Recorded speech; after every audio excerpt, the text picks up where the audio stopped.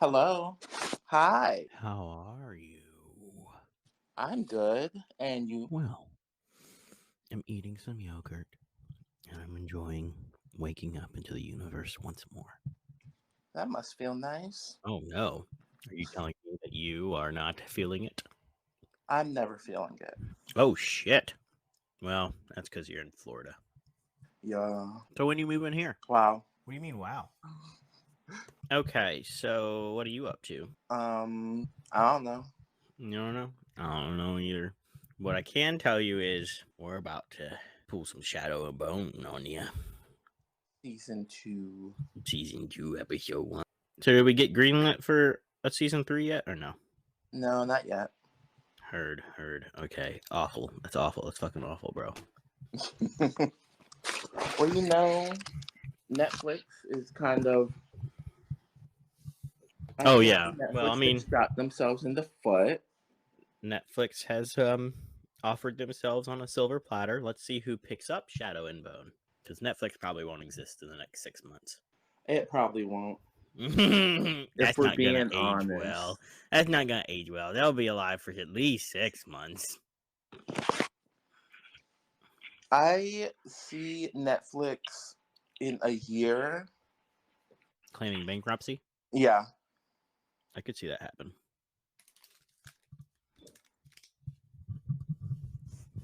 Um, yeah, after that whole fiasco, I'm sure next week their stocks are gonna start dropping like fucking flies.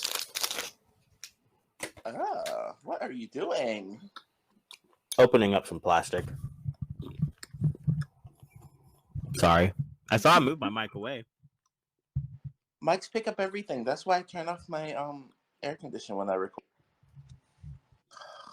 All right. Thank you for joining us once again on this beautiful freaking day in the galaxy of the world. I'm Joe. Joe has no home training. He's eating with the mic to his face. I'm okay. And you're I already said that. uh-uh. You weren't paying attention. I have my earmuffs on.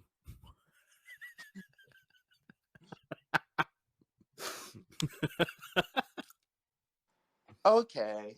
You open up, bro. Well, this is Shadow and Bone. It's season 2, episode 1. No shelter but me. And I have to say, it kicks off right away. Like, immediately, actually. I'm not impressed. What, episode 1? No. Eh, I thought after an ending like that, episode 1 would open up with a banger. well, it opens up as soon as it opens up where episode 7 of season 1 ended. Ish. You start in this dream sequence, which I thought was weird because I was like, what the heck's going on? And then she can't use her powers, and I'm like, haha, haha. That's fucking funny. But then you realize it's all just a dream. See, the context of the dream is she sees the fold moving. Mm-hmm. So Mal and Alina are on their boat. Mal's like, you're seeing things in your dreams again. We gotta write it down, bro. She's like, no, not at all. And It's they're not. under the impression that Kerrigan is dead. Yep. Which never, if you don't see a body, assume they're alive. Yep. Especially if they're that powerful. It's like it brings me back to the day I was a small kid watching Star Wars Episode 3, and Mace Windu falls out a window and his body was not there. People were like, he's dead. There's no way he would have survived that drop. And I was like, if you've seen Mace Windu, he jumps off spaceships. He would have definitely survived that drop. If you don't see a body, he's not dead. Yeah. I won a lot of money that day.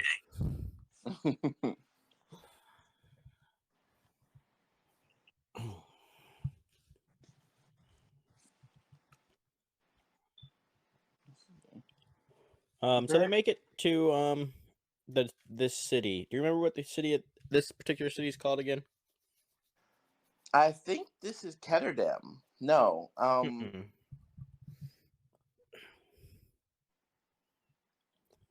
Well, I think they're in a like new country, or Revka. yeah, but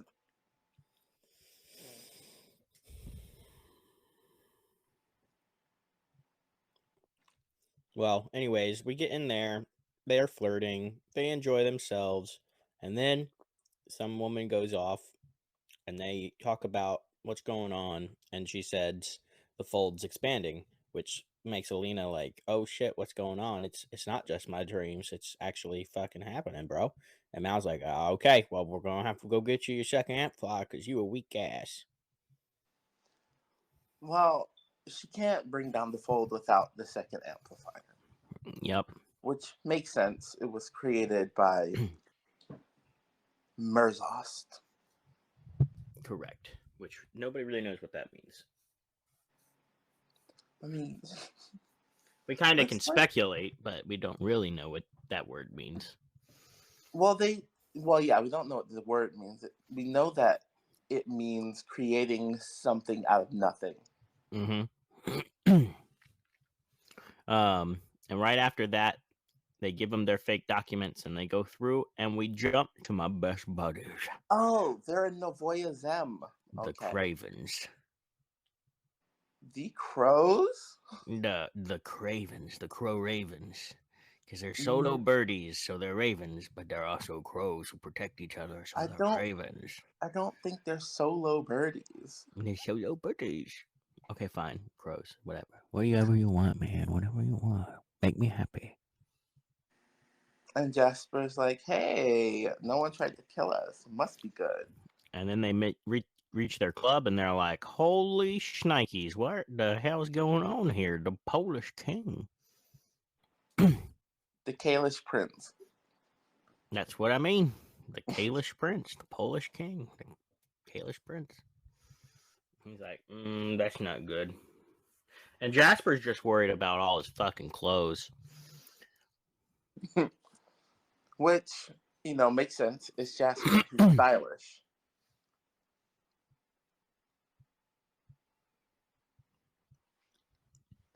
Then they try to capture them. And he's like, no, it's not going to happen, bro. Because the ninja just magically poofed it.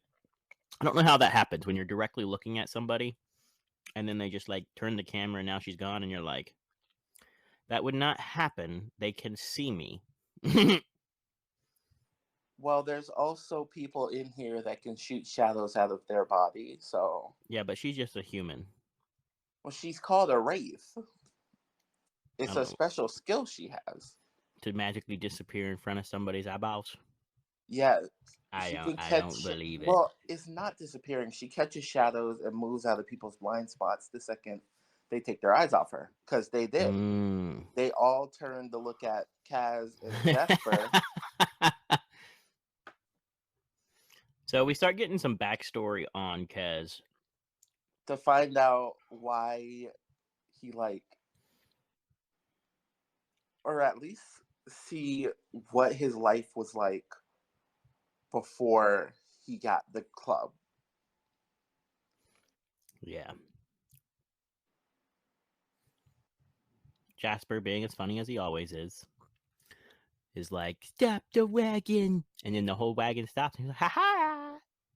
See, all you gotta do is ask nicely.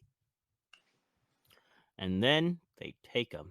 They take him right to the man who hired them before. Aim bearing nothing. So he was like, I'm gonna kill you guys. Okay? Okay. And so that's not actually what happened, though. He was like, you're gonna answer some questions. And they were like, you're not my boss anymore, but I know who is, so get the fuck out of the room. And this is where you're introduced to a dumbass.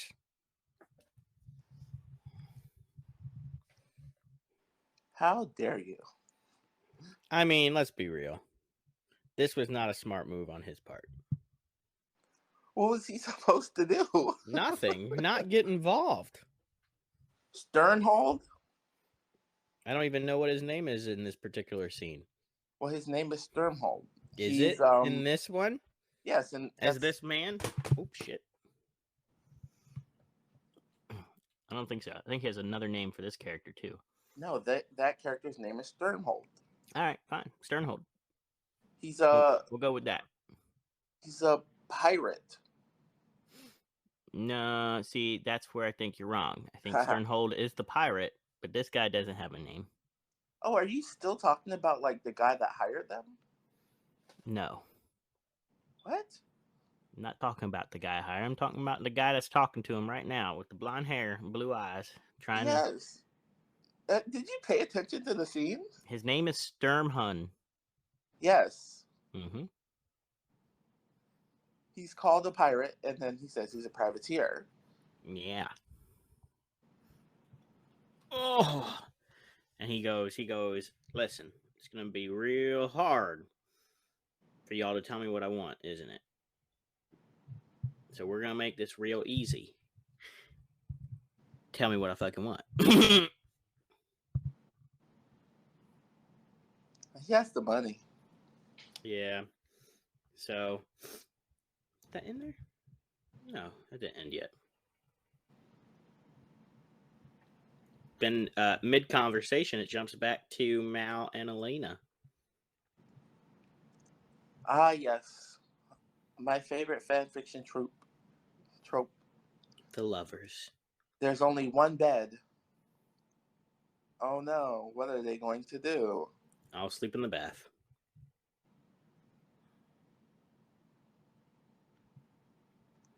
And Mal and Elena are finally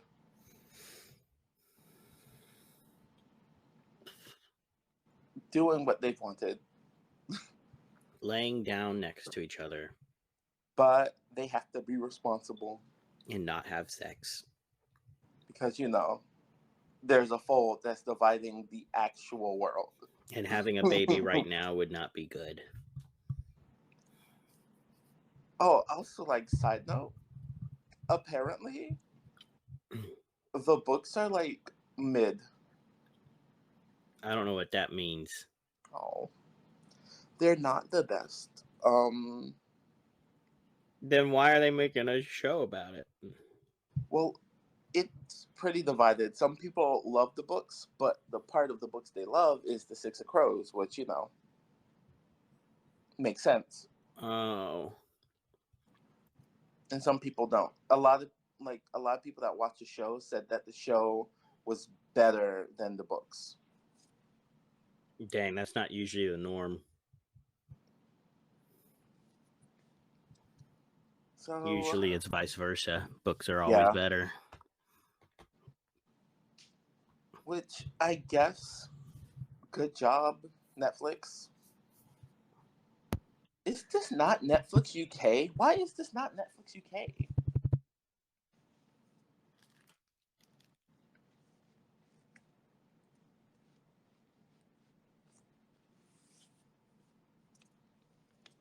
All right. So now that scene's done, didn't need that one. We're back to the Crows. The Two of Crows. The Seven of Hearts? Sure. The Two of Crows? You're wrong. But yeah, you're right. We jump back to the crows because they are so important. But I would say one thing we forgot to say is that they finally, they're making lovey, and she's so happy about it. But now, okay, back to the crows. Well, yeah, but she's a saint. She has the responsibility or whatever. So, Kez pulls out the crowns and he's like, listen, there's no way you're going to be able to flip those, but you know what I have? I've got money. money. So we're going to just leave you some money right here for these jewels because I'm a pirate, a privateer. I love that Jasper got offended because he called them grave robbers and not. He called them vultures. And he's like, excuse you, we're crows.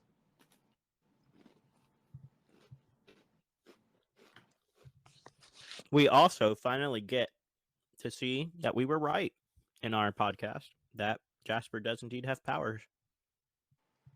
Jesper is Grisha. Well, no, that's not what they called him. But he has Well, we powers. haven't gotten there yet.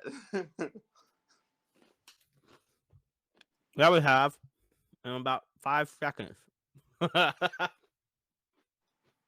Same episode. I wonder how long Kaz knew. He says he only knew from the moment that he fixed his cane. Ah. He said he always thought it was funny, but didn't realize it until then. The misfire.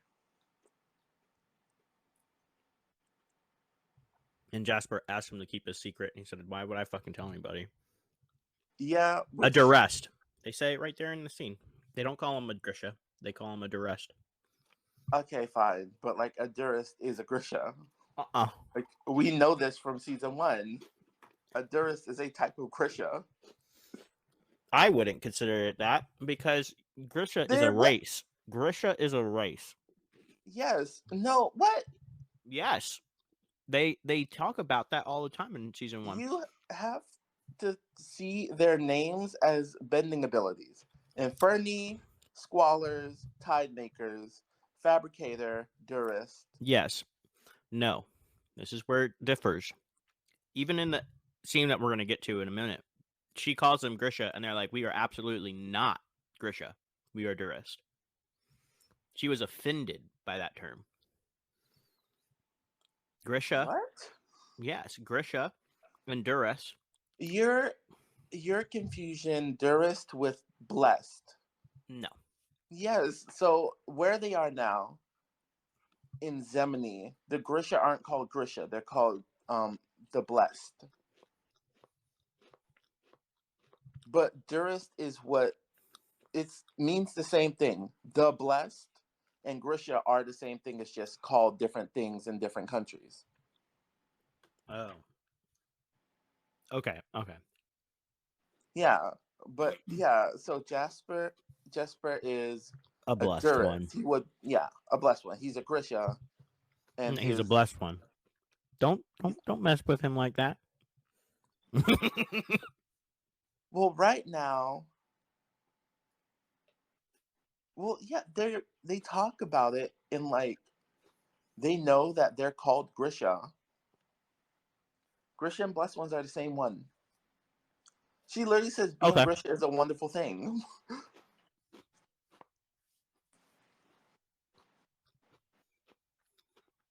So, anyways, he finds out.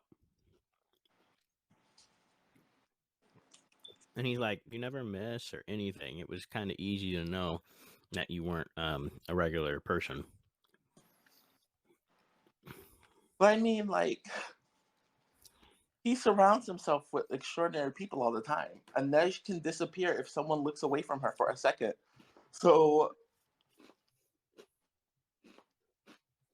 why wouldn't he think he's just a really good shot and really lucky? Possibly.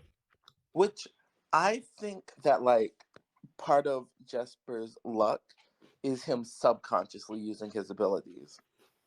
Like not overtly using them.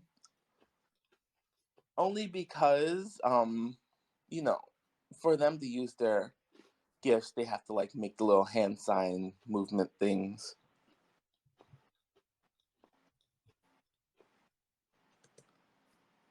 Right, that's true. And he does not. And also, can we like this woman knew exactly who she was when she saw her What are you talking about? in the library. What library? Where are you? Oh.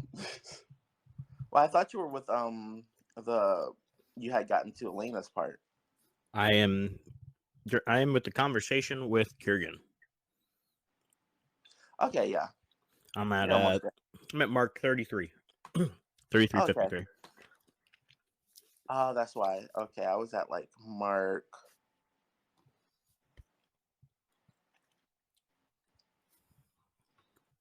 something. I don't know. But it's like the scene is coming up after this one. But yeah. So Elena must think that she's still like I see. Just dreaming. 3330.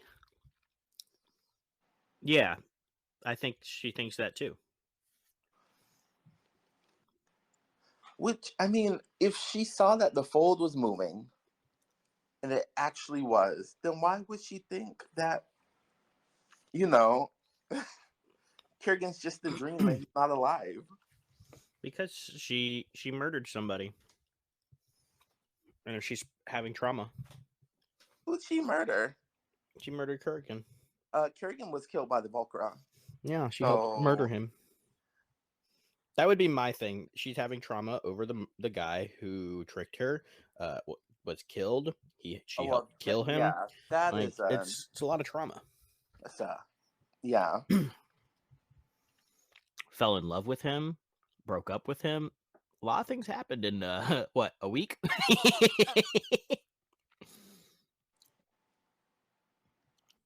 Zawa. That's what they call it.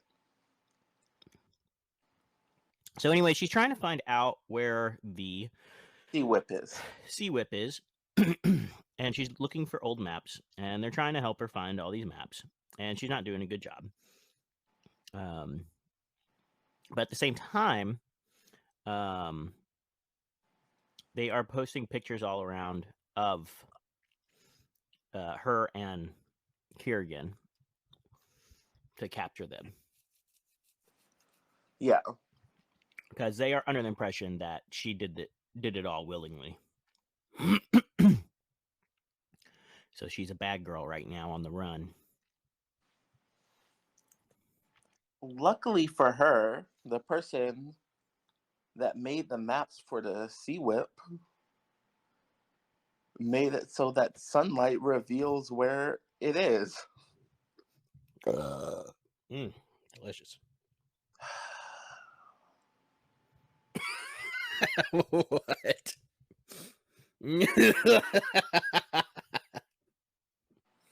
That was a good one, man. Okay. Or you could delete that. Okay. Here, hold on, watch this. No. No. And no.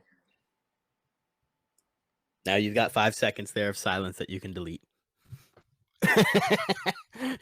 It won't interrupt the flow. Thank you so much. You're so welcome, but you kept talking and it kept lasting too long. Anyways.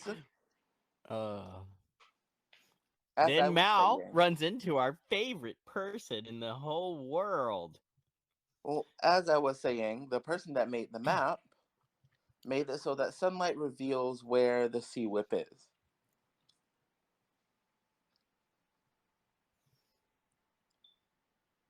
And so now they have a general idea of where it is. Mal's going to find it. Because he's the tracker. He's the tracker. Yeah, the tracker. I am the tracker, boys. I was talking about this lady. She clearly knew that who exactly Elena was.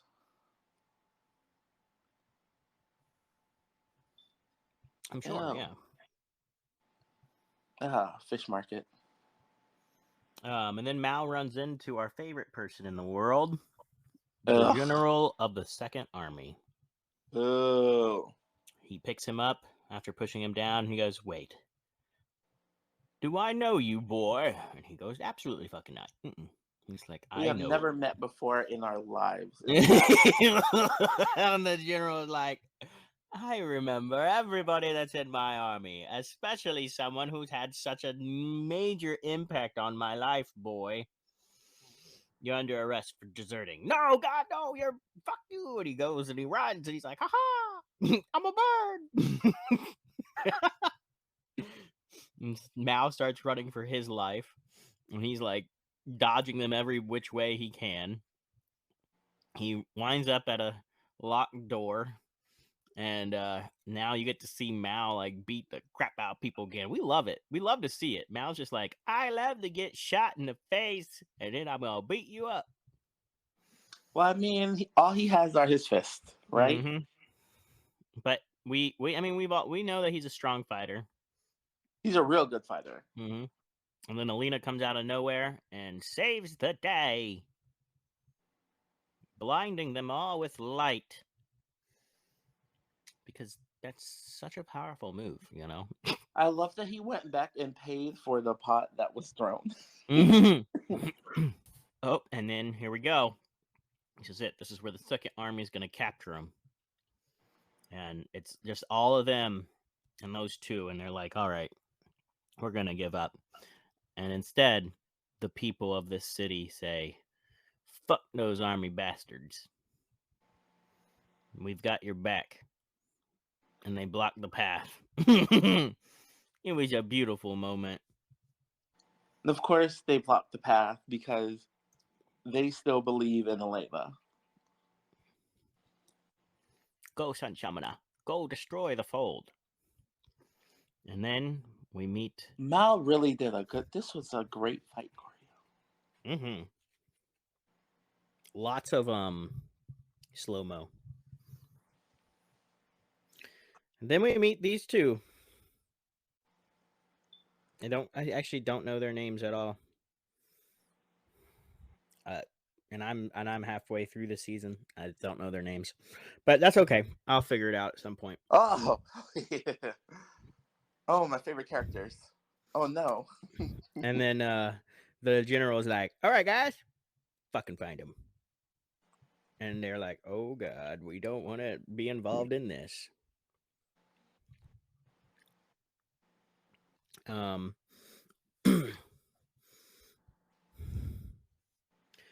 Oh yeah. Then we jump. I was wondering what the scene was. Then we jump back to Inez because she's trying to find out what's going on and why they're being tracked.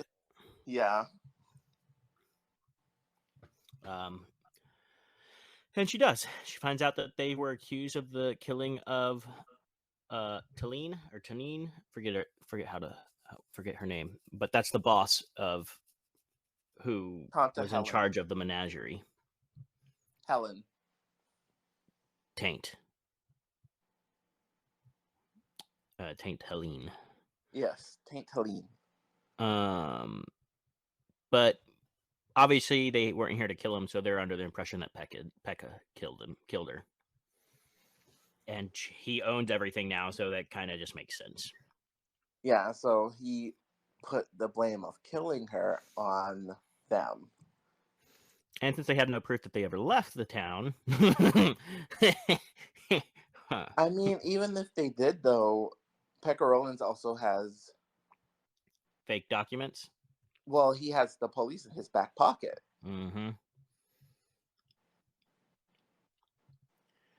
So they are now on to their next mission, which is kill Pekka Rollins. Actually, it's clear their names, but killing Pekka wouldn't be a bad thing either. Jesper and Nej's mission is to clear their names, and Kaz's mission is to kill Pekka Rollins.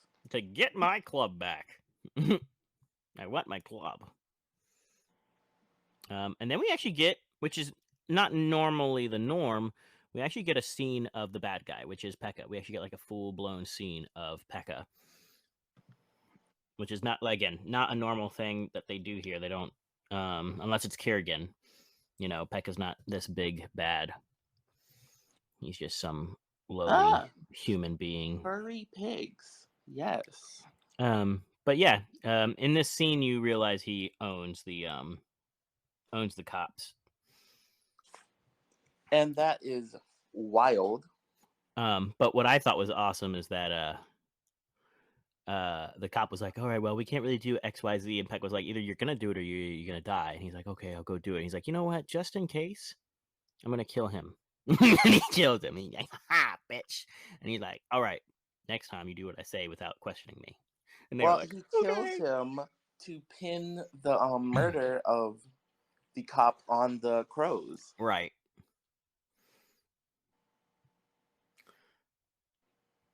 And then, which I still don't know his name either. It's, for whatever reason lately, any show that I watch, I don't know if it's the new norm where they just don't say the people's names enough anymore for me to catch on to what their name is, but like it takes me forever to remember people's names anymore. Like this guy, I don't know. I don't know his name. I know that he's a cool dude, but I don't know his Wylan, name. the Wylan. twink. Okay. Yeah, sure. That's what we're calling him. He's the twink. I would call him an explosives expert, but we can go with twink. But yeah, he loves to play the flute in more ways than one. Well, I mean, he has to make money. I actually do not remember this scene, or at least that very small scene where he was begging for money. Huh. I must have just like looked down for a second and looked up and saw him in this where Kaz met him, because I remember this scene perfectly. So yeah, wow, that was crazy. Anyways, yeah, Kez goes to recruit him because he wants some bombs. Because, wait, he doesn't say it here. What? Well, it's because the bomb that Kaz used in The flash bomb. Yeah, the one that saved him from the Darkling was made by Wayland. Yes. Also, this shows how Nej's power works. Well, skill, because they made sure to shine a light on her so she couldn't slip into like the shadows to run away. Gotcha. Yeah, a wraith of all wraiths. But anyways, yeah, Kez goes on a recruitment mission, pretty much, and says, "Hey, we need your help." And he was like, "You said it was a one-time thing. I have no interest." And he's like, "You're gonna help me." And he's like, "Okay." Whatever you say, boss. You know, I don't want to make you angry. But yeah, then we jump right back to Inej, and you're right. I kind of really want to understand more about that power, because it's not a power. It's a skill. It's a skill set. Yeah, it's just another. So, well, season 3. Because I finished season 2. If they do season 3, I haven't finished season 2. Are you gonna ruin stuff for me? No, but season 3 they'll most definitely get into Inej's backstory. So maybe this skill she developed when she was a child. Okay. But cool. Okay, so yeah, she takes them all down, but not really, because Nina comes out of fucking nowhere and goes, "Hey, I thought you needed some help. I'm a heart render."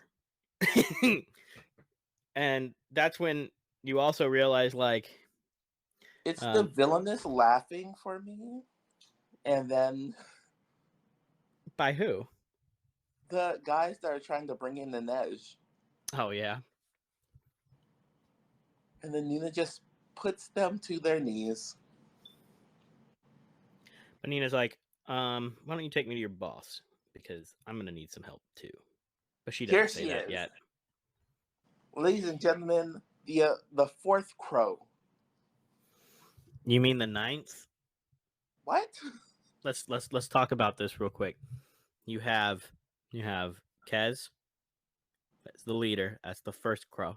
Yes. Second crow is Inej, for sure, because she's more important than Jasper to Kez. So she's number 2. Then number 3 is Jasper.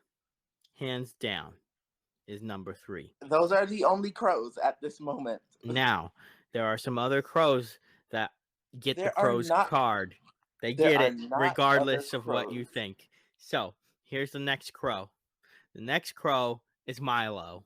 Milo's still out there, and Jasper initiated Milo is on someone's plate right now. Okay? We do not know that. Just like you said before, until we see a dead body, he's still alive. Milo is there. Milo better show applies to people. That does not apply to farm animals. Oh, it doesn't. We don't see a body, that farm animal. Oh, it doesn't, huh? What about Fox and the Hound then, motherfucker? So we're gonna go with Milo is an honorary member of the Crow Club as number 4. And let me tell you why you're wrong. Oh God. What's wrong? Because if Kaz is the boss, the only people who become crows are who he trusts. Kaz is not gonna trust a goat. I'm just letting you know, Kaz totally trusted that goat to take care of Jasper. He did not.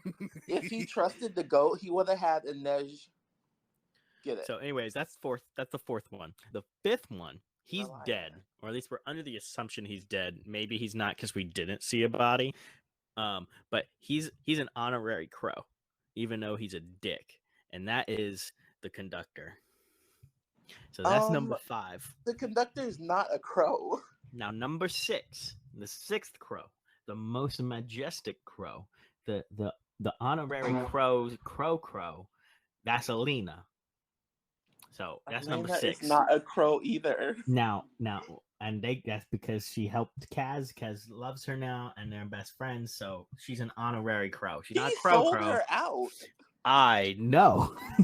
So that's what you do with best friends. So that's number 6. That's 7, not how that works. The 7th crow. This is, oh my God, there's a spider on my roof. I'm gonna take care of that later. Anyways, number 7, the 7th crow, the new crow that's gonna be forced to join. We've already seen it in the scene. Is the twink, as you like to call him. I call him the bomb expert, but you do whatever you want with that. That's number 7. Twink. And then the final crow, the last crow for now, number 8, Nina. Okay, so you're wrong. Why am I wrong? Considering they're called the 6 of crows, there can only be 6 of them. Okay, right fine. now, we take out Milo and the conductor, and that gives you 6. Well, actually, I mean, you're right about 5. Oh, so who do you think? We haven't met him yet? Well, I mean, we met him in season 1. Matthias. Obviously. You think Matthias is a crow? He's gonna die. If Nina is still alive and kicking, he's either gonna be alive to kill her or protect her. Well, I don't like that Nina and Matthias are becoming crows. They need their own love story. They're the 2 of hearts. 2 hearts. I would want them to become crows, considering Nina has no home now.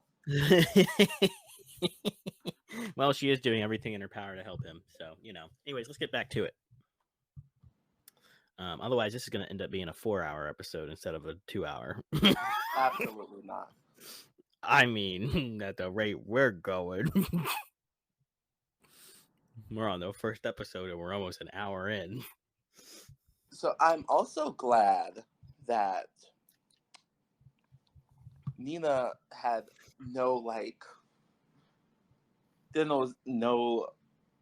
oh, I did this to help you. She's straight up like, oh, I helped you because I need help in return. So yeah, it's a trade. The normal. And right after they walk off stage, or off, you know what I mean,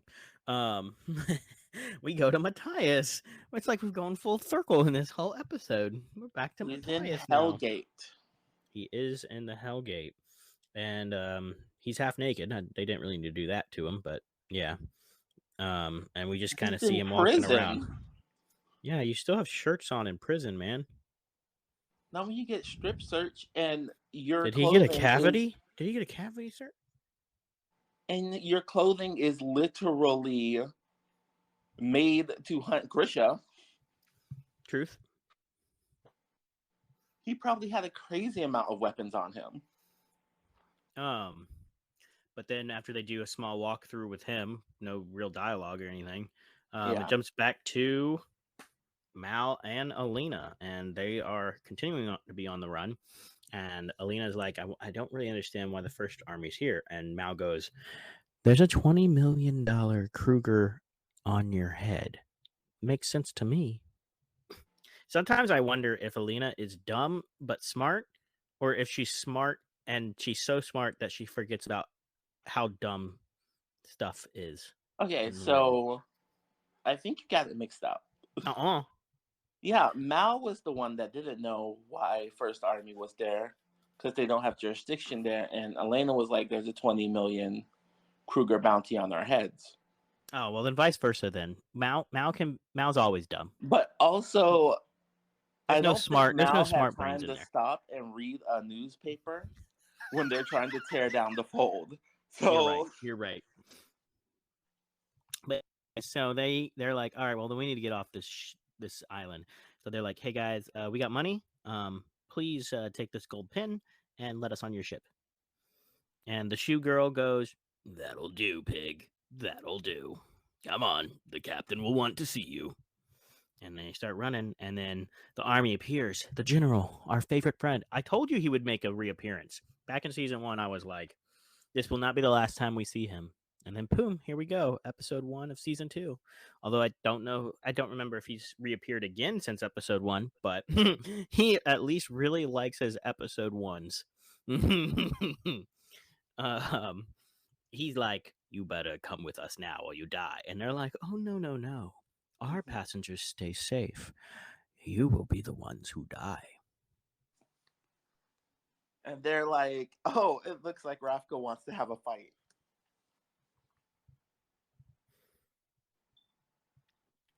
I mean, I liked it.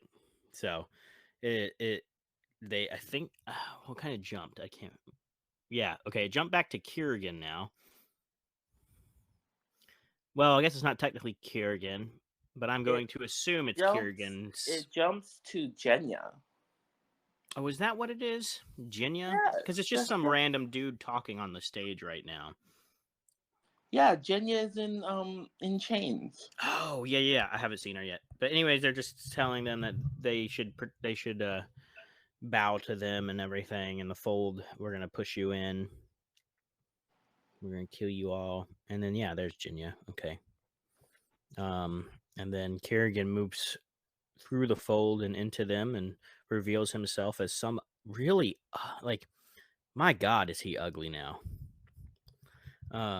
They really just did a number on his face. Well, now his outside matches his inside. Mm-hmm. But everybody can be redeemed. No, he cannot. He can't be redeemed. I have a feeling that's where the story's gonna go. He's gonna be redeemed. How that's gonna work, it's gonna be really weird. When they're fighting, it's gonna be Alina versus Kerrigan in the final battle, and Kerrigan's gonna somehow get pinned and stripped of all his clothes. He's gonna be naked, right? And Alina is just gonna rush up to him and like shove light up his ass, cleansing his entire body of darkness. Sure. And as the power goes through his butt and out of his mouth for a good 30-second cleaning, and the power dissipates, he realizes that all the darkness is gone and he is now back to being a good boy. He's done too much bad to be a good boy. He'll forget it all. And now, can you really kill a man who doesn't remember? Yes. That's fucked up. I didn't do any of this. I don't know if you know this about the law. It's kind of fucked up sometimes. It might be, but like, this ain't the real world. Just because you don't know a law doesn't mean you can't be I didn't say you tried don't know for a it. law. So if you don't remember, he still has to be tried. Okay, it's like this. What if you did the crime, right? And then you got amnesia of never knowing what you did the crime. I believe there's a word for that in the case of how can we try a man to repent for his sins if he is not able to recall what he did. I have to look it up, but I'm pretty sure there's a law that you can't try someone who's like gone senile or something, like, or lost all memory of something, of doing the crime. Because onto what the crime is. Because as we've discussed, there is no statute of limitation on murder of any kind. I understand that, but us in America is, I think, the only country in the world that doesn't use prison the correct way. Here in America, it's free labor, whereas in all other countries, it's to repent and rehabilitation. Yeah. If you don't remember anything, there's nothing to repent and rehabilitate because it's gone. So, in those countries, he probably wouldn't be tried anymore. They'd be like, well, nothing we can do. Well, then it gets into a gray area of like, what about the people he hurt who are still very much alive? It would probably be a thing where, like, again, he doesn't know. So it's nothing he can do, but it would probably come down to the state to figure out what they would want to do for those people. But yes, in America, you can be you can look at a cop half cockeyed and you're going to prison for 25 years. Free labor. So, prison reform. Woo! Man, we keep getting off track like crazy. Well, that's why I edit. There's nothing to edit there. Anyways, we see Kerrigan. I just want to say. Oh, go ahead. Amnesia can't be used as a legal defense, but it can be used to get your sentence lightened. Oh, look at that. You killed 4 billion people. I don't remember anything. Okay, well, So we're going to only charge you with 2 billion lives. It's still a lifetime sentence, but you fucked either way. So where are you now? What's your timestamp? Time mark is 9:30. Okay. So you've already seen the head roll out of the fold. I probably missed that, but yeah. It was in the beginning when Kerrigan walks out. Oh, I missed that entire scene then. Also, it looks like Kerrigan can use his shadows without having to do the whole hand thing anymore. Yeah, he's a magic man now. Best way to put it in my eyes is he's a full magic man now instead of a science man. Yeah. Mursos is in his blood now. He's really good at magic. So he finds Jinya and is like, "Oh my god, it's you? You're coming with me." Then I think we jump back to Kez. Kez, yeah. Oh yeah, Kez.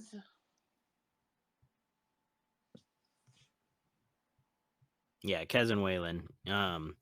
And Waylon's like, we've met before. And Jasper's like, what? The fuck? What do you mean? I don't know you. Well, he stops himself from saying we've met before. That's true. I think that happens in another episode, but they definitely... Yeah, he says we leave, and then he stops. Anyways, they have a huge meeting, honestly. And they talk about a past a little bit, because she says, my name is Nina. And he goes, you're the fucking spy, traitor, bullshitter. And how can I even trust you? And she's like, because I need shit, and you can get it done for me. And he's like, all right, well, that's true. Okay, cool. We can work together. My services for your services. So they go out and they do that.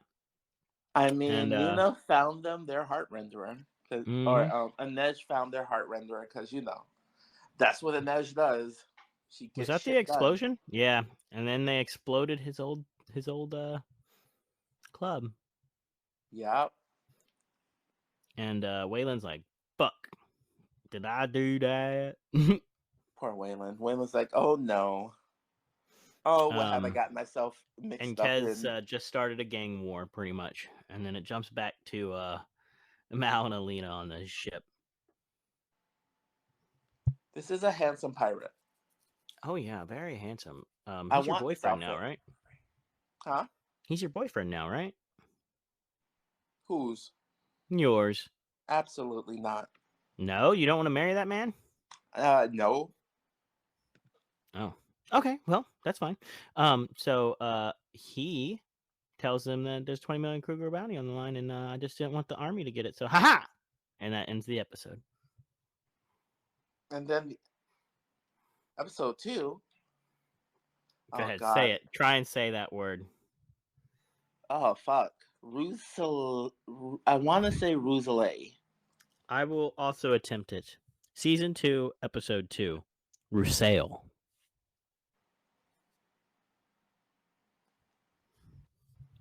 Now, I don't know if either one of us is correct because I don't think that word is ever said at all. But dramatic music plays. The music intensifies. And we see 2 lone Berties talking to a pirate. I mean a privateer. What is this accent? What accent? Don't you know? We're here for everybody.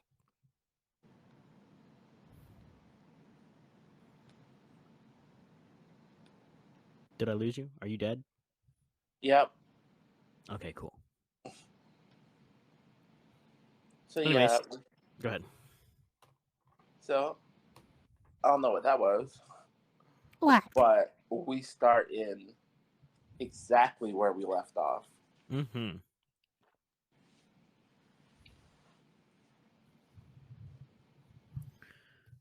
So basically, they're prepared to take him down, and he's like, whoa, little missy, little man. That's not why we're here. I said I would turn you into the Freldons, but I'm not.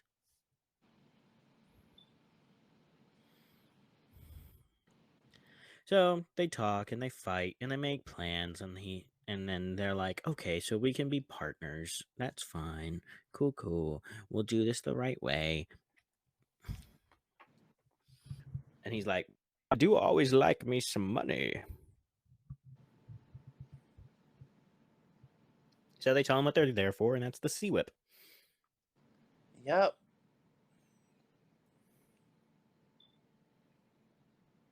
I love that she was just willing to like, I will burn this ship to the ground. He's like, it's gonna be a while for you to get to land if you do that. I mean, she can keep them warm. She's not a heart render. No, but she can make the little sun thingy. She could attempt to, but I have a feeling she would have a lot of issues trying to swim, stay afloat, and create light at the same time to keep them warm. Well, remember, she has one amplifier in her already. Yes, but I still think she would have a lot of trouble doing that. She's just not that skilled yet. She even says it many times that she's weak and she doesn't know what she's doing. The night comes down and the moon comes up and Mao holds her hand. What a bitch. They're literally surrounded by people. Who cares? This is the medieval ages. Just do it right there on the sack. Everybody's gonna watch. You're a saint. They're gonna love you for it. Yeah, I'm pretty sure Elena doesn't want that. She's It's a not all about tomboy. the guy, She'll do it. you know. She'll do it. Then we have a not flashback, a dream. This is a dream sequence, right? Yep. Yeah.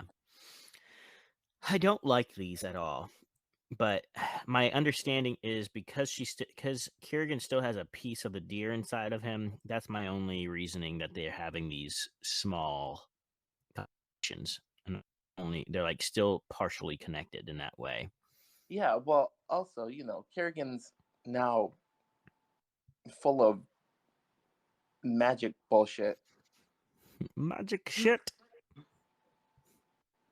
And then Kerrigan wakes up in his brothel. That's what we're gonna call it. His brothel. Because they're all forced to be there. So it's a brothel, not a kingdom.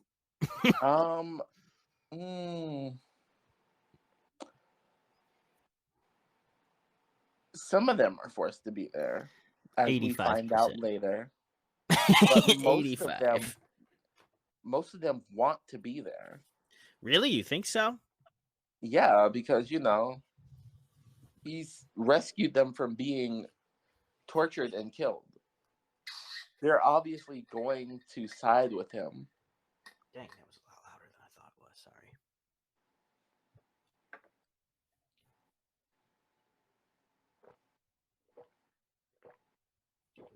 Well, it jumps back to him in the room, and we actually get to have a conversation between Virginia and Kerrigan. And she actually asks him about David. She's in love with that boy, but that's fine. And then he asks her to fix him. And honestly, I'm like, there's no fixing you. You're broken. But she does attempt to, and it actually does start to work, but not enough. Because you do kind of see that all the scars and cutting get smaller. They were big and thick, and now they're more smaller lines. So it did work a little bit. But I also wonder if, because we know Jinya and her thoughts on him, if she just says she can't.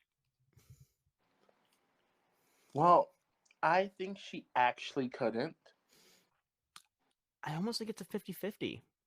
One, I like can see that. 50% of her is like, yeah, I could, and then the other 50% is this is my one and only chance to fuck him. Not in a physical way, but you know what I mean. Yeah. Like say, haha, I did my due diligence and I can pretend to have done everything that I can, and he's not gonna know. After watching season 1 and season 2, I understand now that she is like terrified of this man Mm-hmm. more than she lets on. Yeah, in the first season, it didn't come off as clear, but this one for sure. But she's also been through a ton over the last, I don't know, how many days do you think's passed? A week? Another week? I really Yeah. feel like the first book was about a week long, the first season was a week long, and this might have been about another week to this point. And then the rest, I don't know, because I have just finished episode 4, so I don't know how much time may have traversed from 4 to 8, but I feel like all of this is happening really quickly. I don't think. What are your thoughts? Do you think any real major time has passed? I think, honestly, I think it's maybe been not even a full week. Because when they arrive in Ketterdam, right? So there, at some point, they got off at a port, and then Elena and Mal made it to Zemini. So I honestly think it's been like maybe days, like 3, maybe 4 days.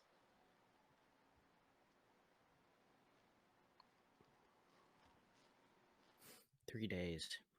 3 or 4, only because Okay, I could agree with that. Yeah, for sure. and obviously Jenya was captured by First Army and probably tortured.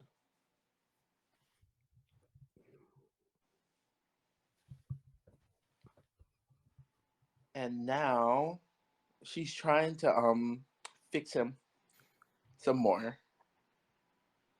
Trying to do his hand now, and that caused pain, and it made the bad guys come out. I'm gonna try to pronounce their names. The Noichavoya. Yep, Noche Voya. Spanish for nothing there. No, that's not true. Look, I mean, almost. I think it's Rafkin for like nothing or shadow.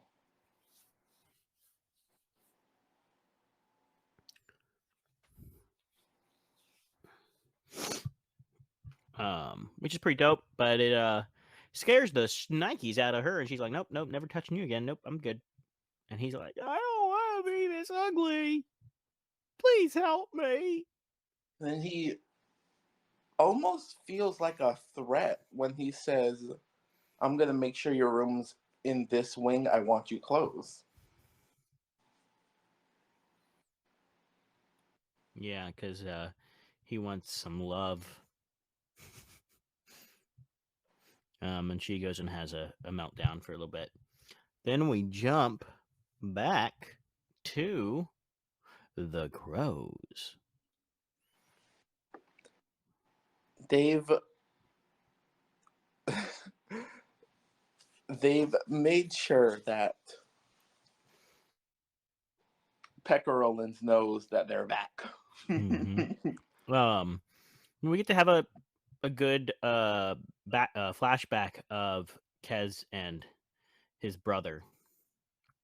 I mean, you don't know it's his brother for about a couple seconds, but it's his brother. Yeah. Meeting Pekka. And then it comes back to present day.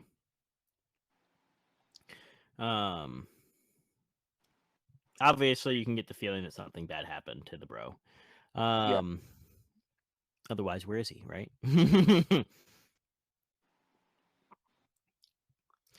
So Kez is trying to build, I guess, some type of army. I don't know what the best way to put it is. But that's my guess, is that he's starting from this little bit from the bottom and working his way up to try and build an army to take down Pekka. Rollins, yeah. And nobody wants to help him. Yeah, he just blew up the Crow Club. Yeah, and he's like, and I'll do it He fucking openly again. declared war on Pekka Rollins. Mm-hmm.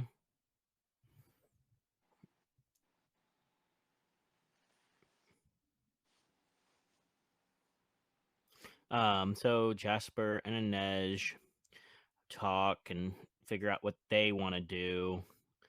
Kez comes in, Nina comes in, everybody comes in. That's part of the Crows, and now they're starting to discuss their entire plan against Pekka.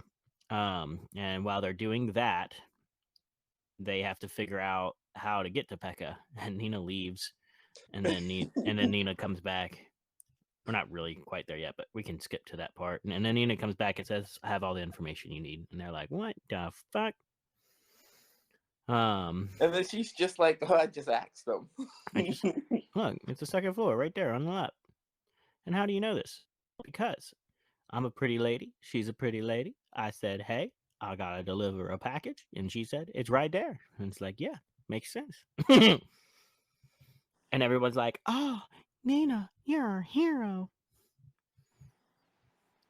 Then we get to go back to Matthias.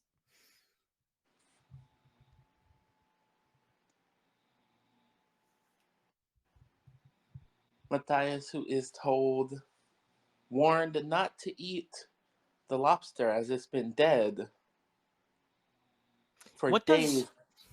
What does the meat is turned actually even mean? It's rotten. I mean, that's what I figured, but I didn't know if it meant something different.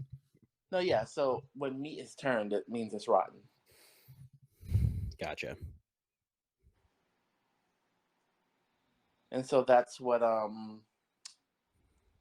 that is what they had to let him know, don't eat that for both of our sakes.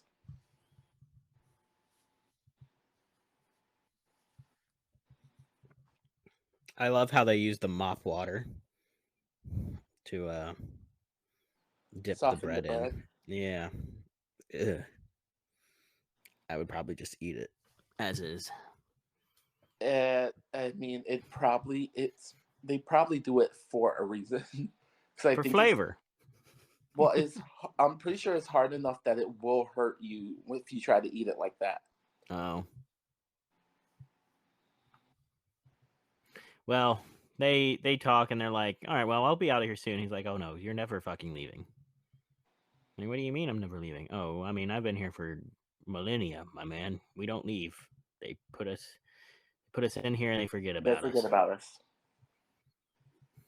Which is chilling.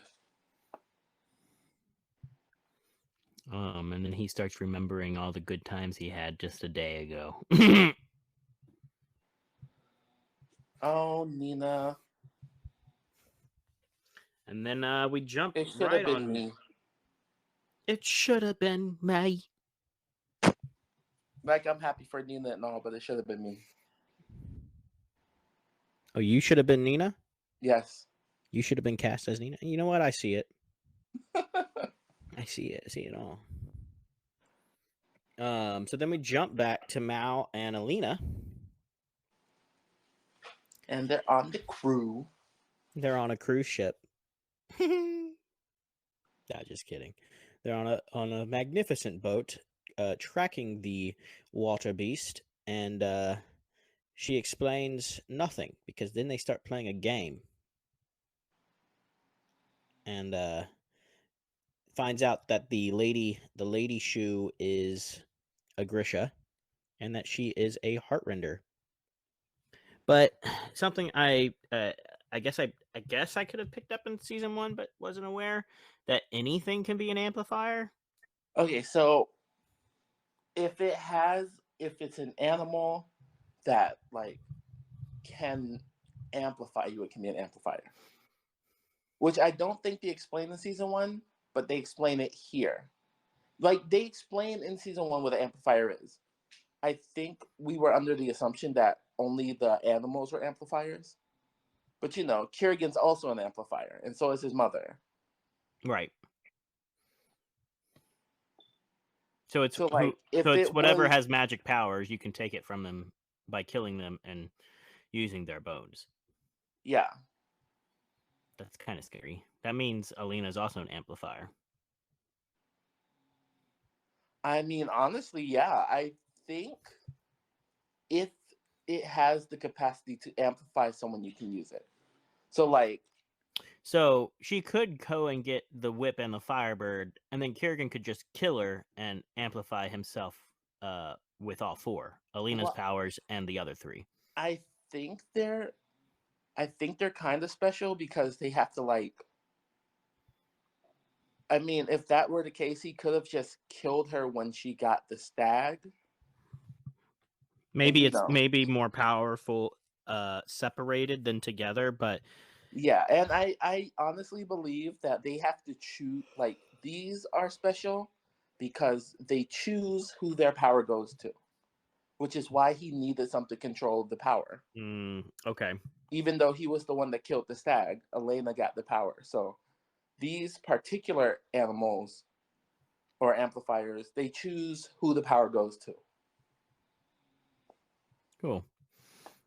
So after that, we jump right on back to Kiergan, and he has some potions guy. Newbie must be really young because Kiergan hates his fucking guts, and I think tries to kill him. Honestly, because he's just so pissed off at him for being such a noob. And he's like, I will do whatever I need to do to make you better, but I think the only way to actually counter the effects of Mazost is more Mazost. But we'll have to study it to make sure it happens. And yeah, he's the only one that can get rid of Kiergan's pain at the moment. So Yeah. So then we jump back to the crows. And Kez and Inez are having a conversation. because Annette's just wondering, hey, What are we doing? This isn't like seems us. this is very reckless. You don't usually do reckless. It's usually Jesper who does the reckless shit.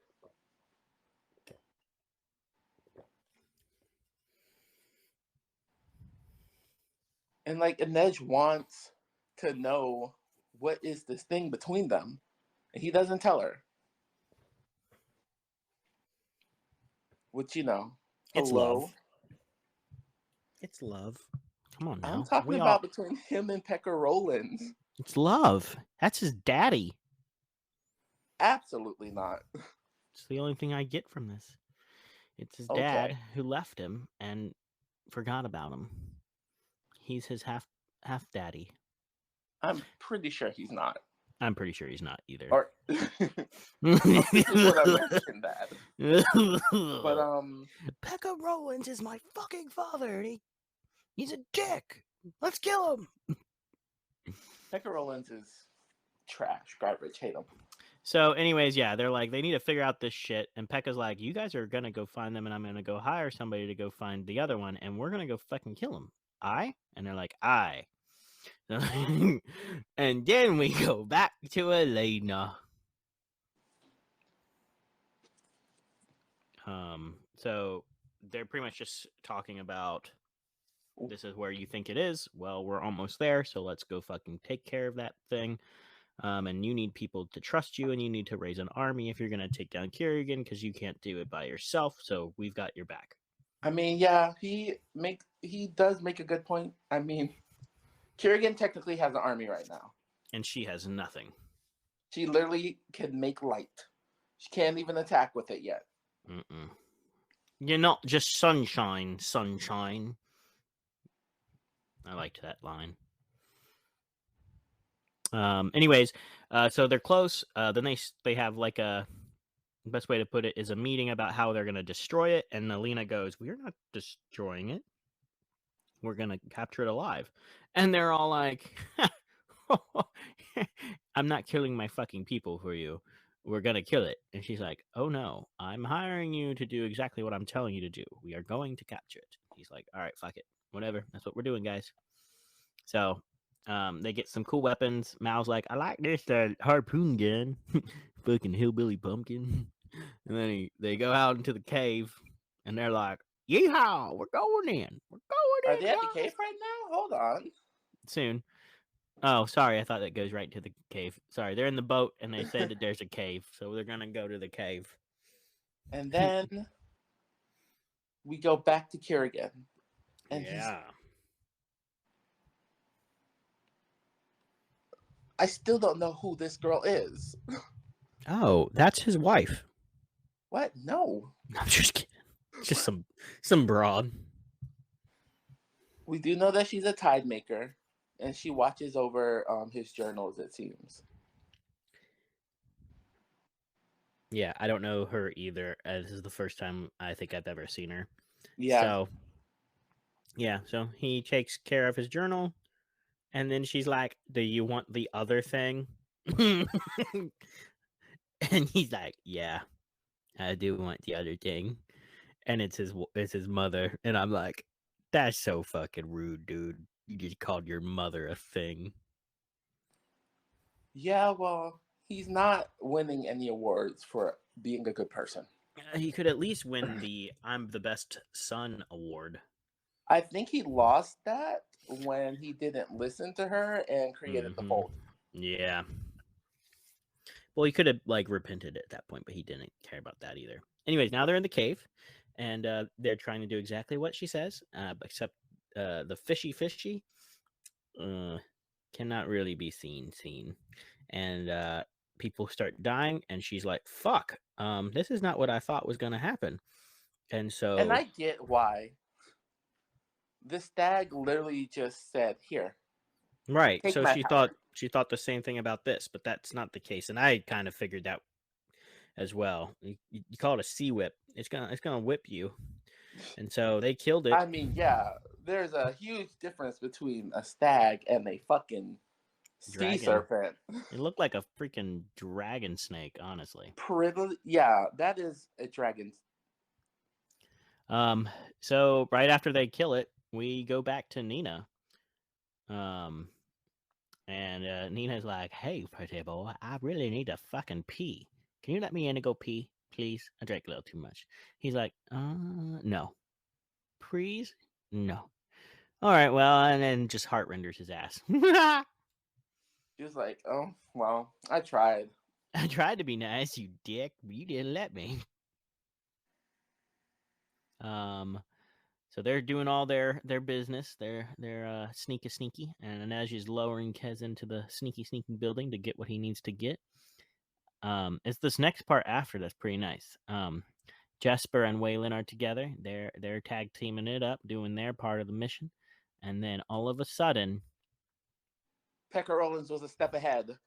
Pekka Rollins, with his brain a la smart, was like, I knew you'd come here, so we already knew. So Waylon and then whoever they were following just magically disappeared. So that one got me. Was it an illusion? And if so, who cast it? I don't think it was an illusion. I think it was that they were following behind at a safe distance. I don't know about that. Well, even if that were the case, he wouldn't have lost him. They don't want to, Also, I think he got distracted because they were talking. Wow. Possibly, but I just don't see that. His eyes were on the road. It's not like he turned around. So that was my only thing. I was like, had to be an illusion then. But then if that were the case, who did it? I don't see any other real reason as to why he would have lost him. Maybe a 1% chance of losing them, but that's way too low of a percentage to have actually happened. But like they've literally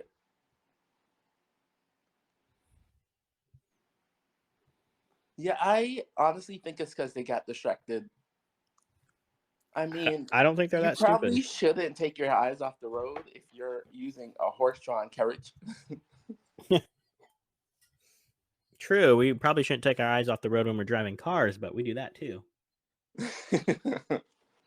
But yeah, and they're having their little discussion, and Wyland's like, "How can I trust you?" Or Kaz is like, "I don't know if I can trust you," and like, You or can't trust me. You've entered me. What? well, I mean, what? I don't know what you're talking about, good sir. Okay, so we go back to Pekka, and he's like, well, see, I just wanted to let you know that your entire family that you love so much is about to die. But before I kill you, I just wanted you to know that your Wraith is dead next. You can see the guy climbing up to go kill her. Your see, other people that in the... is where he made his hugest mistake. He threatened Inej to Kaz. You don't do that. That's asking to die. Yeah, right. Okay, I see what happened. They What? picked up speed as they rounded the corner. Nah. Yes. Nah. So then we jump back to Waylon and Jasper's fight, which is totally epic. He saves the day. Then we jump over to Inej, and I forget Oh my who god, Inej's fight. Inej just gets her ass creamed, man. It's the first time we really see her lose. Yeah. Which is pretty fucked up. But yeah, it comes down to that. And then Jesper and Wyland are getting shot up and everything, and he's trying his best to whip out some magic bullets like he do. Keep them alive. And then he's like bang, bang, bang, bang, bang, and he's like, yeah, I'm a boss. I love it, the fact that they're getting shot at.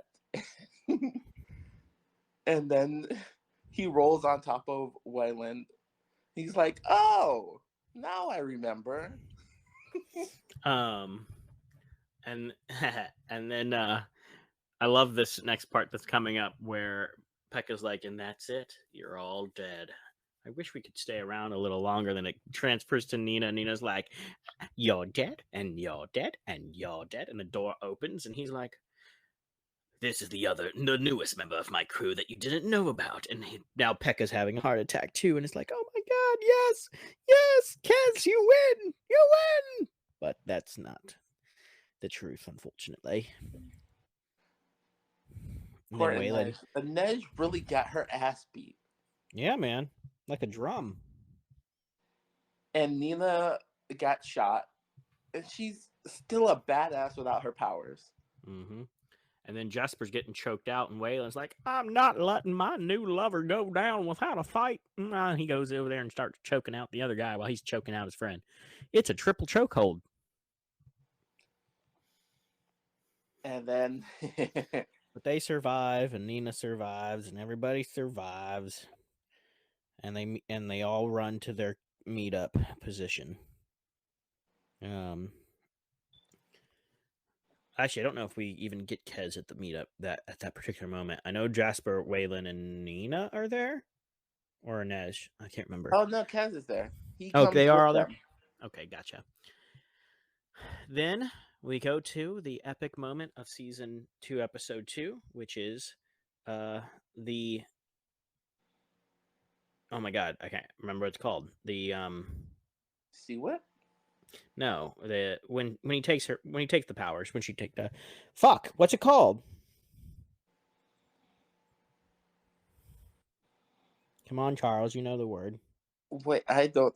Are you talking Amplifies. When she amplifies herself with the C whip. Oh, with the C whip, yeah. No, not the C whip. Amplifies. That's what I was looking for. Amplifies. Yeah, and she used the C whip to do it. Yeah, but that's neither here nor there, and it's just one little scale. She should have absorbed the whole monster. She would have been so much more powerful. Well, from what it seems like for amplifiers, you don't need the whole thing. You just need a piece of it, because Yep. Talia, which is one. But it has to be dead, right? Yeah, it has to be dead. You can't just like knock it out, take a scale, and then amplify yourself with it. No, the act of it dying is what like transfers the power over to you. So they start the ritual, and just before they start the ritual, or like just after the start, it jumps back to Kiergan, and Kiergan's like, "Oh my god, what do I do? What am I doing here? I want to be with her." And then it jumps back to her, God, Kerrigan. and he's like, "Oh my god, I need her in my life."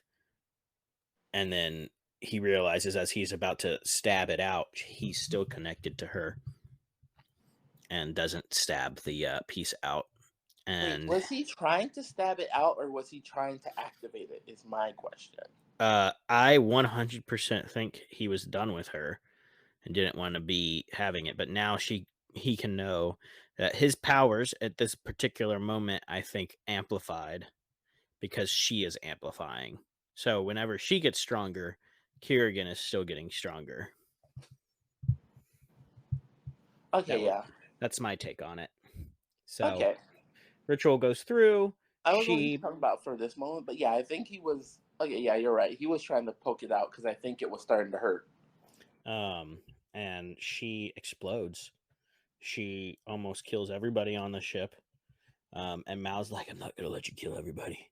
I'm gonna take you down, Alina. I'm gonna have to just take you right here." He gives her a hug instead of the dick slapping. Did they mention it here? What? How no, it's the next episode. What? Well, 2 amplifiers is oh, they mentioned in this episode, yeah. So like it seems that a person is able to have 1 amplifier and 1 amplifier only. Yeah, they've said that many times. In this episode. That any time that you go over that, you are taking on a risk of either killing yourself or others. Yeah. And she's done it. She Twice now now. has 2 amplifiers. Mm-hmm. And then for the last second, and that's how you know that he's also getting stronger still.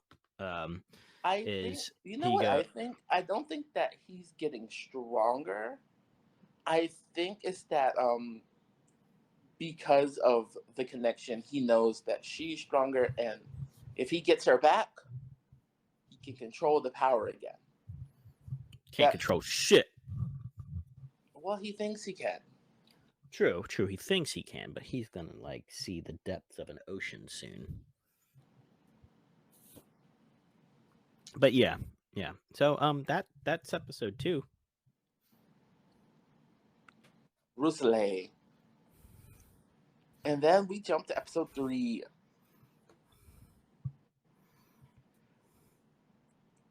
Like calls to like. This is a freaking long episode. Holy shit.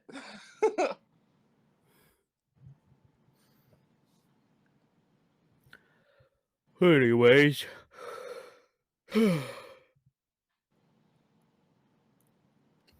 So we get into the episode and we start on Elena talking to Sturmhold, and she's like, all right, I'm gonna go tear down the fold now. If you could take me to it, I'll take a carriage or something, be on my way. And he's like, that's boring. I got you. And then we find out he has a flying ship.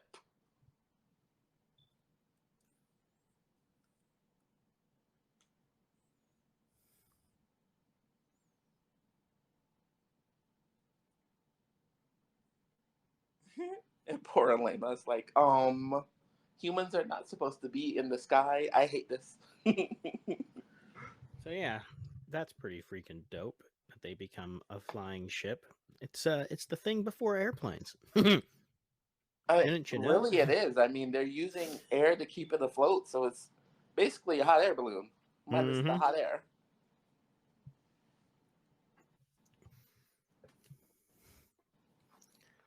Awesome. So we jump back to the Crows. They are talking about their master plan of taking down Pekka. and they don't really know what to do, honestly. So he goes, "This is what we're gonna do. You're gonna go enter his house and find out who the peckish little boy is." This is, and Anina has healed up Inej, but heart renderers aren't healers, so she's done the best that she can. And Jesper is upset with Kaz. Yeah, we also get more backstory on Kez and his brother and how they originally met. And also we get the flashback again of Kaz on a bunch of dead bodies, it looks like. Mm-hmm.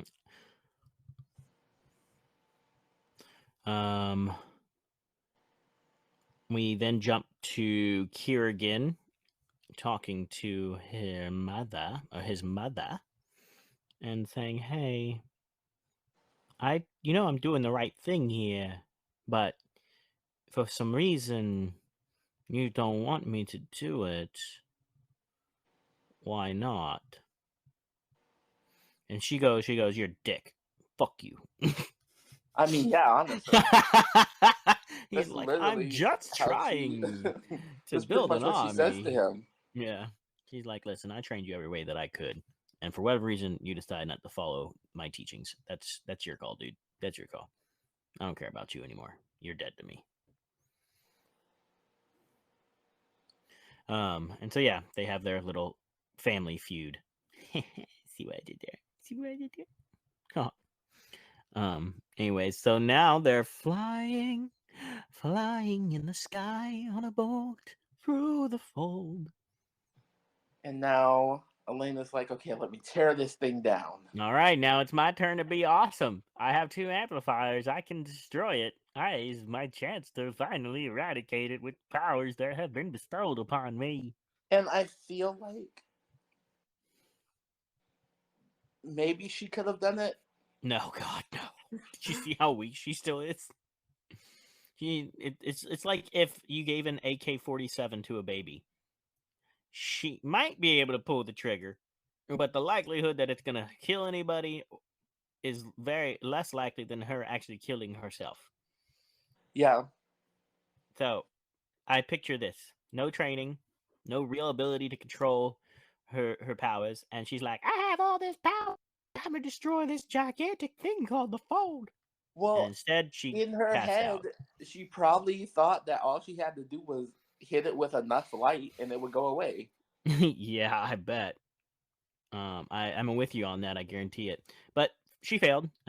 Knocked herself out, and when it turned to pitch black, the entire crew had to go on a fight spree. Which then obviously caused the we're just gonna call an airplane to crash. Yeah. And I'm surprised everybody I lived. will say she almost did it.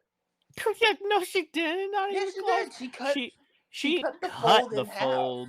She cut the fold in the top. She didn't even cut it like through the sides or anything. She barely made a cut. Like she barely made a scratch. I She, mean, they could if see sunlight. anything, she could see some sunlight, some very, very minuscule amount. But it goes to show that it could be done. But even with the amount of she was able to produce and then seeing how big the fold really is, that's like saying you dug a hole on the earth and said you cut through it when really you just moved a small little pound of dirt to the left. She did nothing when it really came down to it.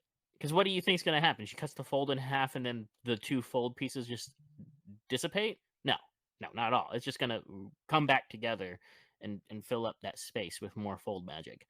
She would. My thought process is she's going to need like 12 more sun summoners, if not more. She might be the only one they know of right now, but there's got to be more out there. And she's not going to be able to do this by herself. I Even mean, with the amplifier, she's going to be nothing compared to this fold. that is true. I mean, if there's more than one shadow summoner or darkling, Bagra and Kirigan, there's got to be another sun summoner. I agree. I mean, there's got to be a ton more. I mean, and also we haven't seen any more Darklings, but just like there are winds and tides and Heartrenders, there's obviously more, but they're probably hidden because they know that their powers would cause a scene. But yeah, I 100,000 million billion % think even if she does get this third one, the Firebird, she's still nothing. She can't do anything. Fair enough. Maybe she can put a little bubble in an area in the fold and be like, "Hey guys, we can walk through the fold now, but I can't actually get rid of it." When I saw it, I thought she couldn't do it only because Kerrigan was still connected to her and was able to get inside her head. I don't think that's the case. Didn't you hear? He was like, "You can't do this alone without me." I know that he was in her head, but that's the other reason why I don't think she could get rid of the fold anyways. He's connected to it. So unless he's dead, there's also that part. He needs to die first. So no redemption for him then. Either that or he needs to get rid of it himself, and he's not going to do that. Well, he already said in season 1, and I don't think he was lying about it, that he can only expand it. He can't get rid of it. Well, I guess we're going to get some expansion. And so now they've crashed, and here comes... Is this First Army? This is First Army. Yep, and they're like, "Well, you're under arrest." And he's like, "Is that any way to speak to your prince?" And the Saint and Mao's like, "Fucking hate you, you piece of shit, garbage, poo-poo brain, motherfucker, lying to me."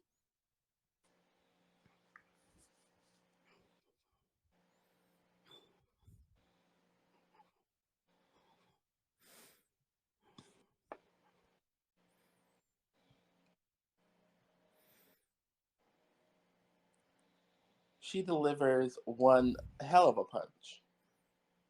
Good job.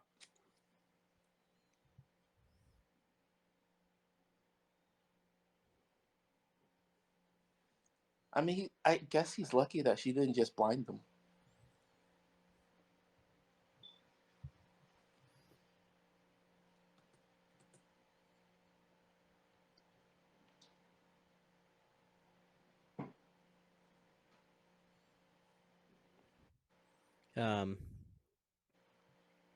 Yeah.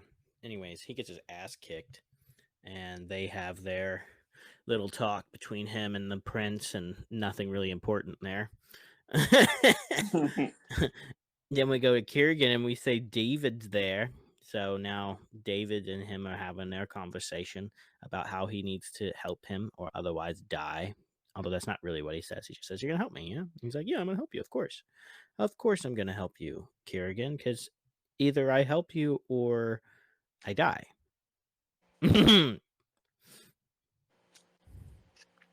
So anyways, he asks why he's still feeling things between Alina, and he says, "Oh, you still have the piece in your hand. That is probably why you can do that."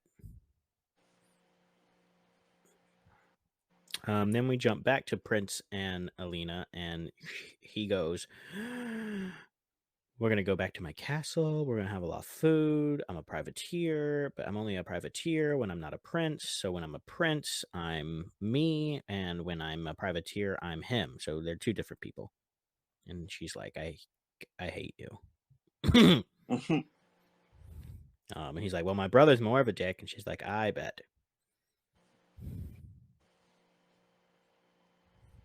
And they're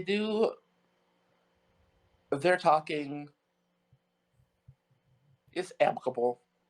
Only because she understands that, he had to do what he had to do. Yeah. Because she's done the same thing. And apparently when they arrive, she sees somebody she knows, but I've never seen her face before, so I'm guessing she was part... Remember her two friends? No, I don't, unfortunately. The one that got killed, one of them... I wish you were a little bit more detailed, because no, I don't. So remember season 1 when they get into the little palace and then the conductor kills the fake Elena? Yes. That is the other girl she used to hang out with. Really? Yeah. I remember 2 white people. What? I don't remember. One of them was white and one of them was black. With dreads? Yes. Wow. I don't recall this. Damn. And she was the one that was like, she was the one that basically she was like, I mean, if you have a problem with Zoya, I have no problem taking her. Because, Oh, gay. cool. Awesome. Well, now I remember her. So then the other bitch is here, and she's like, "I'm so sorry, but you need me on your team, so I'm gonna help you." And she's like, "Are you sure you want to help me? Because you really didn't like me." And she's like, "Yeah, I guess in a way, but I'm here to help you." She's like, "Okay, cool." Just two girls chatting up a storm. That Which, I we're mean, not friends, but now they're friends because she wants to help her. yeah, they're friends because she's like, well, you're going to need someone that's going to whip you into shape. So I'm gonna beat that ass, girl, in a good way this time. All right. We jump back to Jesper and Waylon, and they've been on a mission to go see what's going on inside of the castle. So they go in there and check it out and playing some piano. And, that's when the little kid appears. And they find out that Pekka has a little kid. And so Waylon comes out of his ass and says, "We're your piano makers, fixers, or repairmen." Yeah. And so the little kid's like, "Bingo, I don't want to." And they're like, "Oh." Anyways, Jasper goes like, "You cut it, didn't you, little kid?" And the woman's like, "Don't blame the kid for the problems of others." And the kid's like, "Yeah, I did it. I don't like playing the piano. Fuck that shit." And so he uses his magic to fix it. And the little kid goes over and bangs out some notes that suck balls.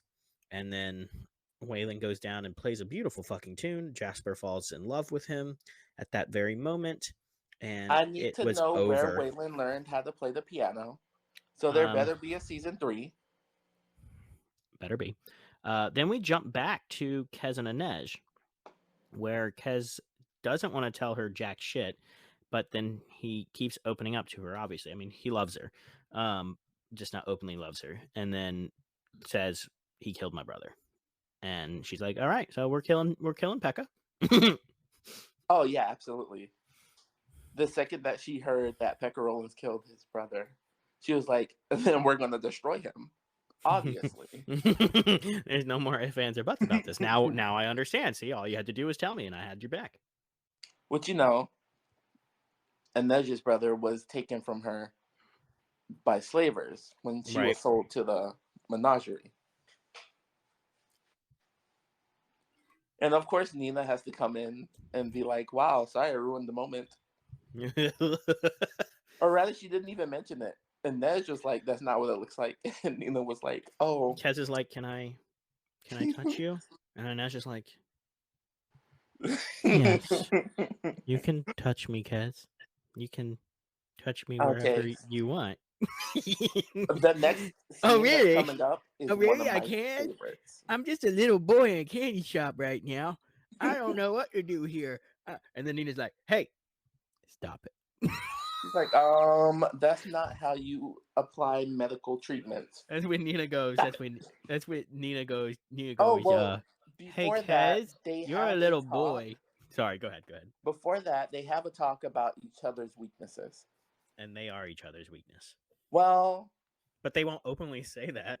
No, but Kaz what her tells are so that she can work on them to get him back. And then Inej asks what's his weakness, and he's like, my weakness is the cane and the limp. They see that, they don't see the look for the other weaknesses. But really, it's so funny because later on, I'm gonna bring this particular scene back up in a little bit. But yeah. I think what I'm gonna say. But we'll get there in the next episode.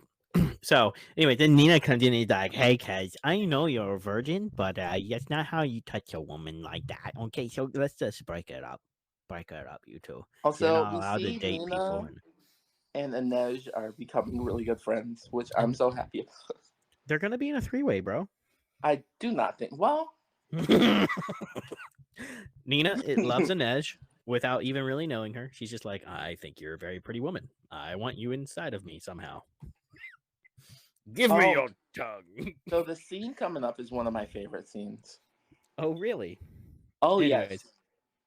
so we go through that, and oh yes, oh yes, this scene is fan-freaking-tastic. So, you know what? You go ahead. You can do this scene. I want to hear your rendition of it. Okay, so Kaz comes back to the same man that told him, hey, don't show up here again. And he's like, I'm not here for you or your goons. I'm here for people who want to fight. I'm here for the hungry ones who want to make a difference, you know? And then the dude's like, get out of here, I'm gonna throw you out. And so they lock the door. And it's very much a classic case of, I'm not trapped in here with you, you're trapped in here with me.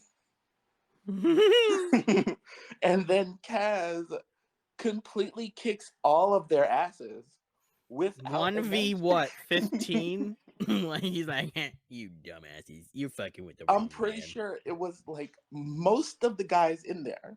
He just takes them. But not only that, when he literally wrecks them all a new hole, he then says, you now work for me.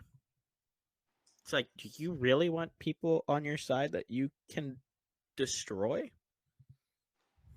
Well, they survived. That's true. And the one guy got stabbed in the leg, and he's like, oh, I got your back, bro. Like, he literally just took them all down. And then we go to Inesh's fight, which is also freaking epic, because she goes in there with the mindset of, I'm going to kill you. And they have a thing where he goes, I know every body part, and I know where I need to slice you to make you die. And she goes, so do I, bitch. And he fucking takes down his legs, man. And he's like, oh God, I can't walk anymore. And he pushes her right into the horns of, what is that? Is that even like a regular beast? It's the horns of something, at least deer, but I feel like it might be something else. Maybe even an animal from their world. But regardless, she wins her battle next and says, haha, And bitch. it's because she wins her battle because he can't feel pain. Because she can't feel pain? No, he can't. And so when they were talking about their tells, Kaz let her know that the way he is, he can't feel pain, which is a very big weakness if you're fighting someone with knives, because you're not going to be able to tell when you're how dealing much damage. Yeah, or how much damage is being done to you. Heard. So we jump back to Kieran and the bitch. I don't know how. I don't even think we get a name for him. He's just some dude. His name is Vadim. Oh, Vadim? Oh, like Vader, but Vadim. Okay, cool. Yeah. So he's like, what do you got for me, bro? He's like, well, nothing. Absolutely jack shit. I got nothing. He's like, oh, okay, cool. Well, I've got something for you, and that is, come here, little mother. Come here, little mother. I failed at my attempt with the 4 with 2 modifiers. You're gonna tell me where the 3rd is. She's like, how the fuck would I even know? I didn't even know where any of the others were. What makes you think I know them? So he's like, well, you know who used to use amplifiers from humans? Our predecessor. Give me your fucking bone. And fucking literally wrecks her hand, dude. Morzova used bones to amplify himself. So he gives it to David to make something for him, which I don't ever think comes to fruition. I don't think he did make of it. Mm-hmm. Which we'll see here in a moment why, because they now make a plan to escape. David and what's her face. Then we jump back to Alina, Mao, and Prince Dumbass. Prince Nikolai. Sorry, so sorry, Prince Nikolai. Prince Nikolai, the privateer / Nikolai, who he has multi-personality disorder. Okay, now wait a minute. Nikolai is the prince, and Sturmhold is the privateer. Get it right. Yes. Like I said, multi-personality disorder. So, anyways, he says, guys, I don't want to be that person, but I think it might be wise if Alina marries me. And Mal's like, holy shit, what? Actually, Mal is like, that's pretty smart, bro. that's the best idea that we can go for right now. And Alina's like, it's my fucking choice, bitch. He's like, yes. And so they have like a huge conversation about how royal marriages work and everything, and how if she did just marry him as like fakely, like they can always get divorced later, but under this guise, then she'll have a full army behind her. So I totally And understand it where will Mal's coming from. well, it will also see that the prince and the Grisha are in alignment. That she did not want to do what Kurgan wanted. Mm-hmm. That would give some kind of protection to the Grisha in that kingdom as well, because they're like, oh well, some of them, not all of them, are aligned with him. They're trying to help. Right. No, I agree. And now heartbreak. Heartbreak? Where? Heartbreak. Because we Heartrender? jump back to Jenya, and she's Well, trying hold on. Let's not jump quite there quite yet, because they have this full conversation, and Mal peers deeply into Alina's eyes and goes, that marriage is strictly for the army. You and me, we're together forever. Fuck them. And then they make out. Then we get to see some heartbreak. Oh, well, thank you. You're welcome. Go ahead. Talk about it. And we see that Jenya is almost to David. And then here comes Kurgan. He seems so pissed off.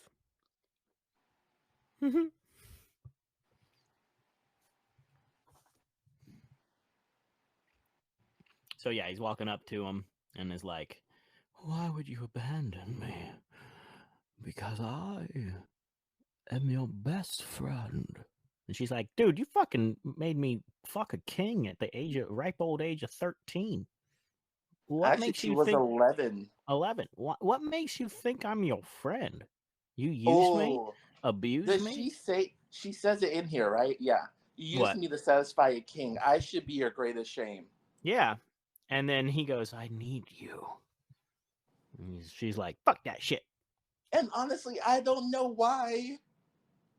Just let her go. Yeah, like literally, what's the matter of letting one Grisha go? You at this literally point? have an actual moving fold with you. Let her go. You can Yeah. find another tailor. And she, maybe that's the case. Maybe he doesn't have a single other healer or tailor in the army right now, and so it's more of a, I kind of definitely need you here because otherwise people are gonna die. I'm just wondering if that's the only real case for it. I mean, that would give him a reason, but I don't know any other reason besides that. I wonder how rare healers and tailors are.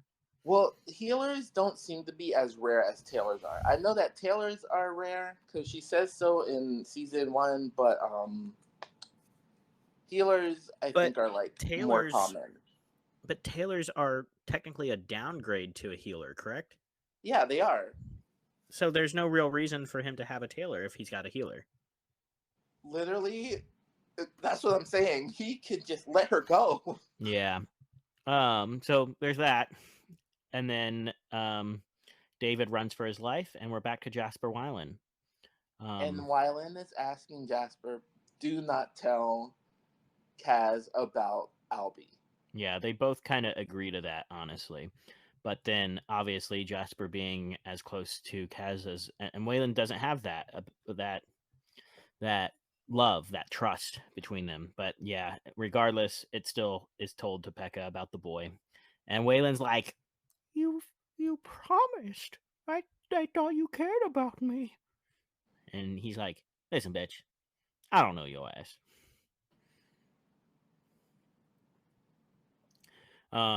So we get some more flashback, like a quick flashback of them and What Wayland's. looks like a quick flashback of what looks like aftermath. because they're there in this building. They're looking into a building, empty building. And then Waylon and Kez go at it for a couple minutes. Honestly, nothing major. Yeah. We're getting to the end. Honestly, I think I remember how this ends. It's this scene coming up. Matthias and I. Did we ever learn the old man's name? I don't think so. I don't know if it's ever been given. So, anyways, old man and him are cleaning up poop and shit, and then the guards come. Oh, that's the other thing. They have wolves, which I guess are which are a religious symbol in Fjorden for Matthias, which pisses him off. And then the guards come in and say, "Hey, we need a new fighter." And they pull him in, and he's like, "I'm not here to fight. I don't want to fight." He's like, "Too fucking bad." So he gets pulled in, and he fucking gets it. He's slowly getting his ass kicked, and I think it's because he didn't want to fight. And then he was like, "All right, I'm done. I'm a fucking warrior. I'm taking you guys down, or taking you down." And he does. He fucking obliterates the other fighter. And Nina's trying to get his attention the whole time, and they finally like lock eyes. And I don't know if he's mad or if he's like, why is she here? I think it's a little bit of both, because I do genuinely think that he has the feeling that Nina did this to trick him. And her being there probably sets an emotion ablaze that's like, fuck, maybe she does care about me. I don't know. But then obviously Pekka sees that, and she's like, I'll do whatever you need me to do to get him out. I don't care what it is. I'll double cross. Then we go back to Kiergan, which I don't think any of this mattered. I think it was a quick scene, right? Yeah, it was just a quick scene. Yeah, I don't think Kiergan anything obsessing majorly happened there. No, it did matter. What happened? I don't remember. Because I think this is the scene where we find out that Kiergan can affect the world around Elena. Oh, yep. That's right. Because I mean, most of the stuff that he was saying didn't really matter too much, but when he popped the flame off, and then at the end it shows that the flame is down, he can affect the world around him without actually having to be there. Which also means that he can probably find Elena wherever she is. And then the final moments, Elena walks to the prince's door, says, "Let's do it.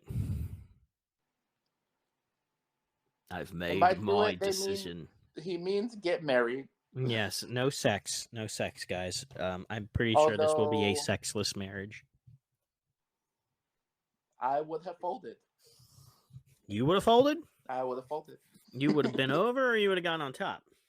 Yes. Oh, both. I like that. So now we're at episode 4. Love to hear it, my man. Yeah. All right. Every monstrous thing. Mid-season finale, my friends. Season 2, episode 4. Every monstrous thing. And so we start with a dinner. Not just a dinner, but we open up with the book. No. Just kidding. Well, actually, we do, and it gets destroyed by the Nochevoya. Mm-hmm. Which, hint, something's gonna happen in this episode. See, I didn't think about that just now, but yeah, you're right.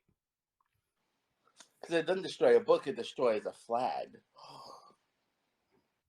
So yeah, they're at the dinner, and they're not hitting it off very well, his parents and Alina. But then that's because his family is full of assholes. Mm-hmm.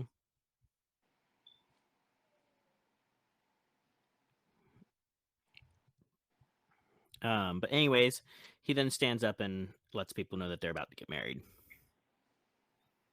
And the mama's like, "Well, we got a tailor. We're gonna make sure we get something that fits for you." And Alina's like, "I fucking hate you already." Yeah. And Elena's like, I mean, I will lead the Second Army if need be. Which, whoa, we didn't discuss that in the last episode. No, she knows that this marriage thing puts her in charge. And if he tries to overstep his bounds as king, she as queen will just tell her to fuck off and kneel. We know this. He's giving up his power as a prince for her. Well, quite the opposite. This engagement would put him in the position above his brother, himself. Well, because his there's other brother is reasons his for oldest that brother. too. You know, so his brother is the oldest. He's the first son, which means he's next in line for the throne. And yeah, and the prince is a bastard. Yeah. Sorry, let's make sure we understand the terms of what I said. The prince that is marrying Alina is a bastard child. Bastard. Yeah, he is made out of wedlock. Which goes to show that she's okay. He's okay with Alina having a whole other person outside of him. Well, yeah. And Which then is just a power move, anyways. But what I was saying was that her saying that she would lead the Second Army was not discussed because, you know, she would be saying that she's not just a queen, she's leading all of the Grisha. Yep. Well, after that talk, she goes and confirms her love to Mal and lets her. And of course, his brother sees. Oh yeah, for sure. Her brother is a dick, or his brother's a dick. Terrible person. And so now we jump to Kerrigan. Well, not technically Kerrigan, but Kerrigan's realm.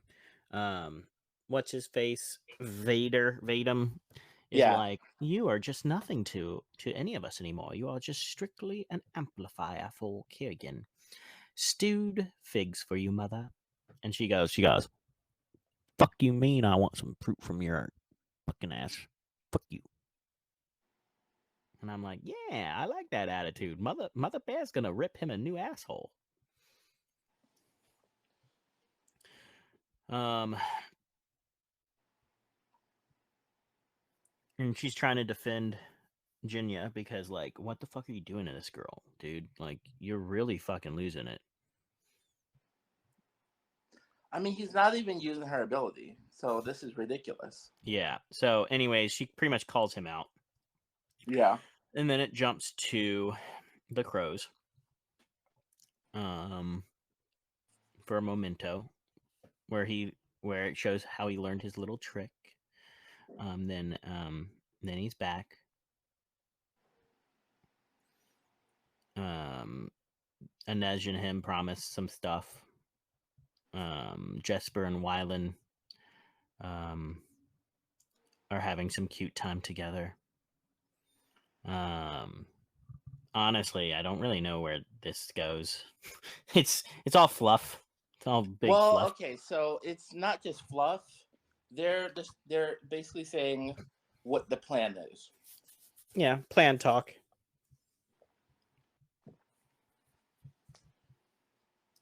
So we get to the party. And the plan is to make it look like Firepox is back. Is it Firepox? Yeah, Firepox. The plan is to make it look like Firepox is back. And then as he tells his crew to start the job and they leave, Nina knocks him out. Nina knocks him out. Nina, and he's like, all right, are you ready?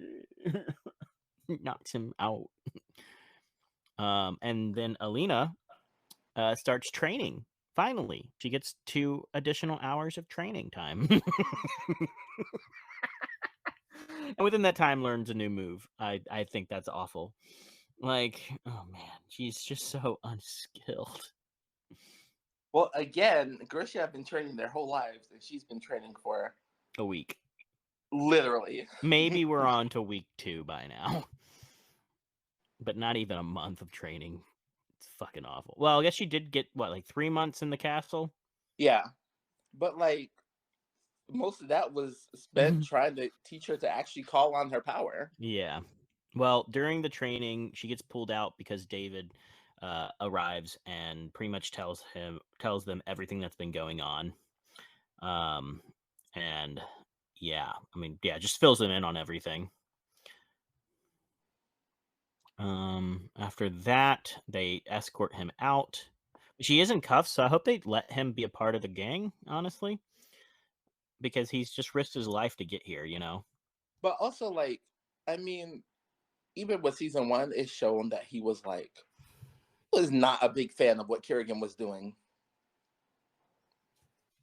But what I think is kind of funny is that Alina then talks to Mal and says, "What if I just do what Kerrigan do, but now it'll be a realm of light? That'd be fine, right?" And he was like, "You want creatures of light to come out of you? You want to do Merzost? Are you an idiot?" And she's like, "Well, I mean, he's got fucking shadow monsters coming out," and he's like, "It's not the way. It's not worth the risk." I mean, I can't believe Alina even like thought of that.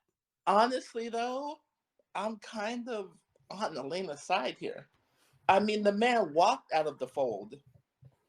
Sure. He Yeah. now has indestructible giant shadow monsters that can't be killed or cut or destroyed. He's taken down entire military platoons even before then. I'm kind of with her. Like, maybe I need an army of light creatures. I'm his weakness. I hear you, but it's too much, too risky. Because then what happens? You know, like, do you create cost.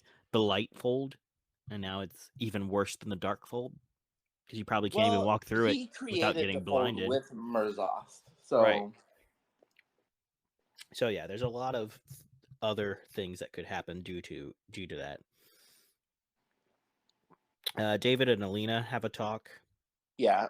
And she brings it up again. Mm-hmm. And we see that David has already cracked the code of this journal. I don't remember this guy's name, but then they bring up the sword, which then they bring to the prince. His yeah, it is okay. Yeah, he's there. They bring the blade up to the prince, and they were correct. The blade that is there is a replica. The real one was stolen long ago, and it's never shown up on the black market. And they think it might be one of the only weapons to fight the Shadow Warriors. So they say that they're gonna look into it, which is pretty cool. Then we jump back to probably one of my favorite scenes up to these 4 episodes. Yes. So Nina brings Kez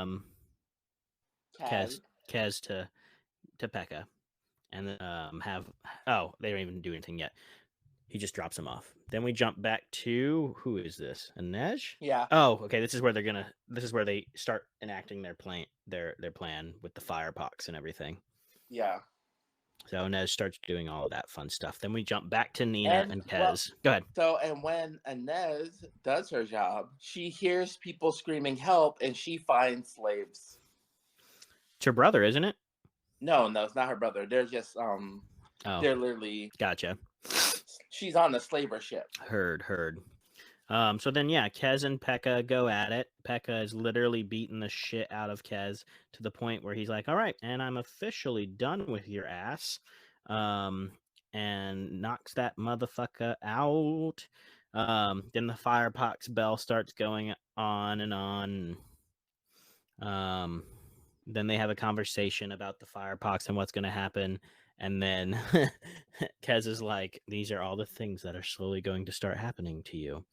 And Pekka's just like, "I don't want to fucking hear it." I do think it's funny that Jesper magically appeared out of nowhere. And so he's got a gun to his head, and he's like, "All right, goodbye, Kez." And Kez is like, "I really don't think you want to do that because I just buried your boy 6 feet under." And Like the whole scene twist, I freaking love it because it goes from Pekka having all the power to Kez having all the power, and in an instant.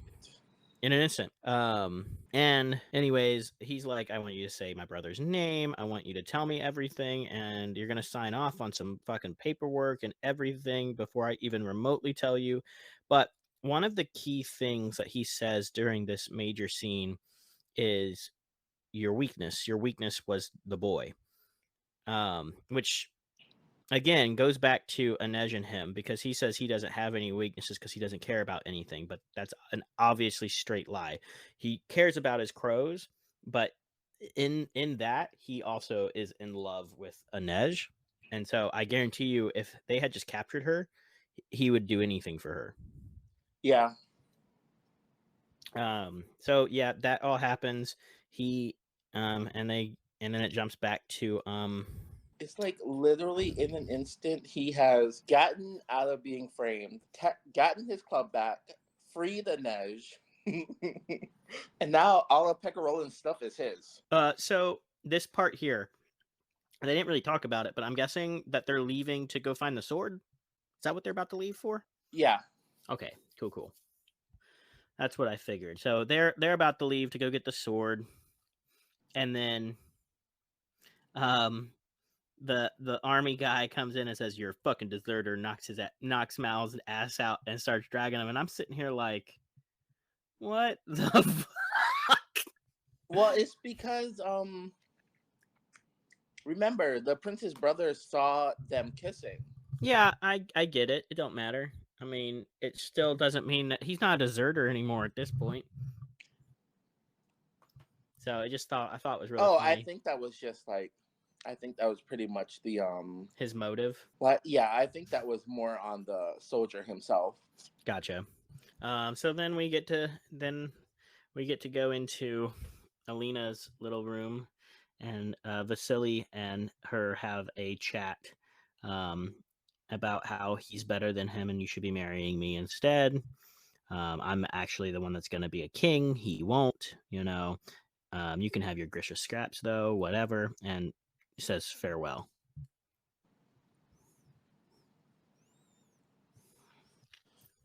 And he did some dumb, stupid shit. Oh, he is dumb. I'm really happy about what happens in about 15 minutes. But we get back. We go back to the Crows, and Pekka Rollins now has all his men, and they're gigging for his son. And then the coppers arrive, and they're like, "Pekka Rollins, you're under arrest for the murder of Tanti Helene." And he's taken away, and the little boy has never been buried. He was just chilling. He was never actually under threat. Kez did a good job. Look at Kaz having a heart. Yeah. But now little boy's like, "Oh my God, my daddy's a bad guy." Oh, I also laughed up a storm of how they had him. He goes, and that's it. I'm like, Jesus Christ, dude. I'm like, are you dumb in the head? Like, just go, Dad, Pa. I'm like, oh man, I was like taken aback. Started laughing my ass off. I was like, dang. Oh, I think he was speaking Kalish. Probably, but I thought it was just a little funny that that's the only two words that would come out of his mouth. Anyways, this next scene is also fantastic. Would you like to take this scene? I mean, you can take it. Are you sure? Yeah. Oh, yeah? So, Jasper and Wailing come in the place, and they start being little all feisty with each other. And they love each other very much, and he pronounces his love for him. And, then he jumps him, and he's like, "I don't really like the silence." And he's like, "Oh, okay, well then I'm just gonna get up into your mouth hole." He like shoves his tongue in him, and he's like, "Yep, this is gonna work just fine." And yeah, it was cute, and they giggle. Ah, yes, the Wailing giggle. The Wailing giggle. Then Kez, being the dick that he is inside of his dark soul, tells Inej to go fuck off and be a free person because I don't want you anymore. Well, he knows that she wouldn't leave unless he did that. Of course. And he's all like beat the shit. And then we jump to Elena and the prince. And they're like, oh, we're going to get married. We're going to look so pretty. But oh, it was that'll be also, good. but also it was because Kaz didn't know where Inej was. He thought that something had happened to her. Right. But she was just freeing slaves. So yeah, I understand his pain, but also at the same time, don't be a dick. Well, if he didn't, she wouldn't have left. Let's be honest. She was not going to leave anyways. She loves him too much. And now, then the prince gives her mother's ring. I think is what it is, a passed down ring, anyways.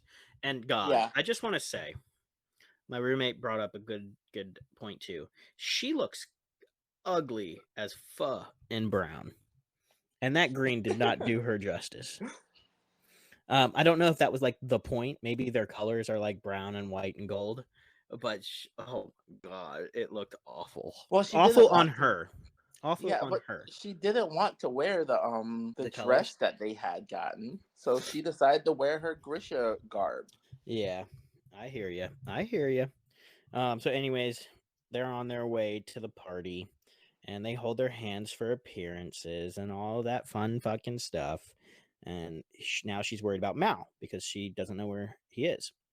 And then the prince is like, dude, I 1000% told you like this needed to be a very small party so that we could stay safe. And instead, you did exactly the opposite of what I told you. And of course, Surprise, he was right.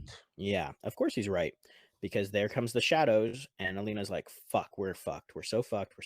And so they go for the fight, and you get to realize some weaknesses of the monsters here, which is they can't hold anyone without being solid.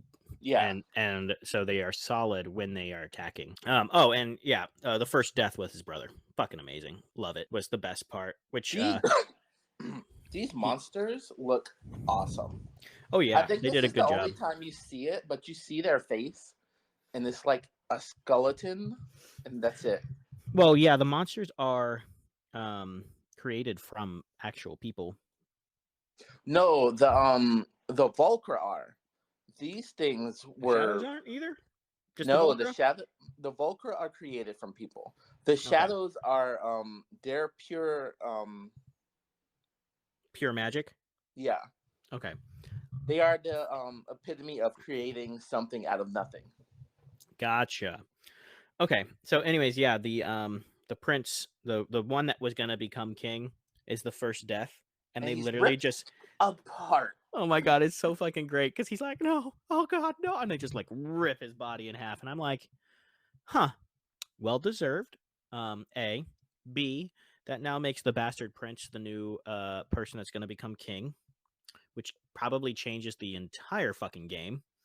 But I'm sure nobody's thinking about that at the moment. But that was my thought. I was like, haha, oh shit. Yeah, everyone's trying to get away. They're like, we don't worry about politics right now. So they're getting out of there. They're running for their lives, and then lo and behold, as everybody else escapes, Alina's the last one to go, and she sees Kirigan. Yeah. But this is what I don't get. Because this time, is he actually there? Because when the guy comes in, he only sees Alina. He's not there. He's just close enough. He's close by, but he's not there. This is him learning how to use the connection. Gotcha. Because then, it takes a second. It goes back to Mother Bear and Jinya, and they fucking run for their lives, which I think is going to be a great little story when we get there. But then this part happens where they're escaping, and the shadow monster comes out, and Kerrigan comes out. And this time she asks, do you see this? And everybody says yes. So this time Kerrigan actually is there. Whereas the first time he was not. Right. But yeah, they said he had to be close by to have the monsters be there. Gotcha. So he was there regardless, just not in that particular scene. Before Jenya and Bagra leave, Jenya destroys all of Kerrigan's hard work with his Mhm. potions. Mm-hmm. Sure does. They back off that monster. She puts up a force field to get everybody out, and the monster can't. Is trying to. It gets pretty much gets to break through it. But they escape, and that's the end of the season, mid-season of episode 4. I would have loved to see this fight. What fight? These four versus Kerrigan. Well, they would have lost. Oh, definitely. And Kerrigan would have killed them all and probably amplified them. Well, no, they're not amplifiers. Why not? They're Grisha. Okay, it can't just be any Grisha. Why not? It's said. So, like, Bad Girl's an amplifier because she's Kerrigan's mother. Oh, I didn't think that had anything to do with it. Yeah, no, you can't just take something from a Grisha and... Well, I mean, you can, but you be doing Murzost, and you know... I don't think he has a fabricator that can do Murzost. I don't think he has a they would have fabricator that can take died. someone's bone and then make a new Kerrigan's creature. just too strong. I can't wait to watch the next 4 episodes. It's gonna get way more intense. Good. It should. And I am excited for that. Oh, yeah? Any announcements on season 3? No, not yet. Oh, dang. I will say it did take them a while to announce season 2, so... Gotcha. Well, with the strikes and everything, we're probably not getting any announcements for a while. Oh, yeah. So many things have shut down. It's a tough couple months coming up, I have a feeling. That's okay. It is what it is for a better world to appear. Yeah. So, but cool. All right. Well, we will finish this series up next time with our part 2, and then we will start diving into a new show. We will. All right. Well, this is Joe. And Charles. Thank you so much. Bye. Bye.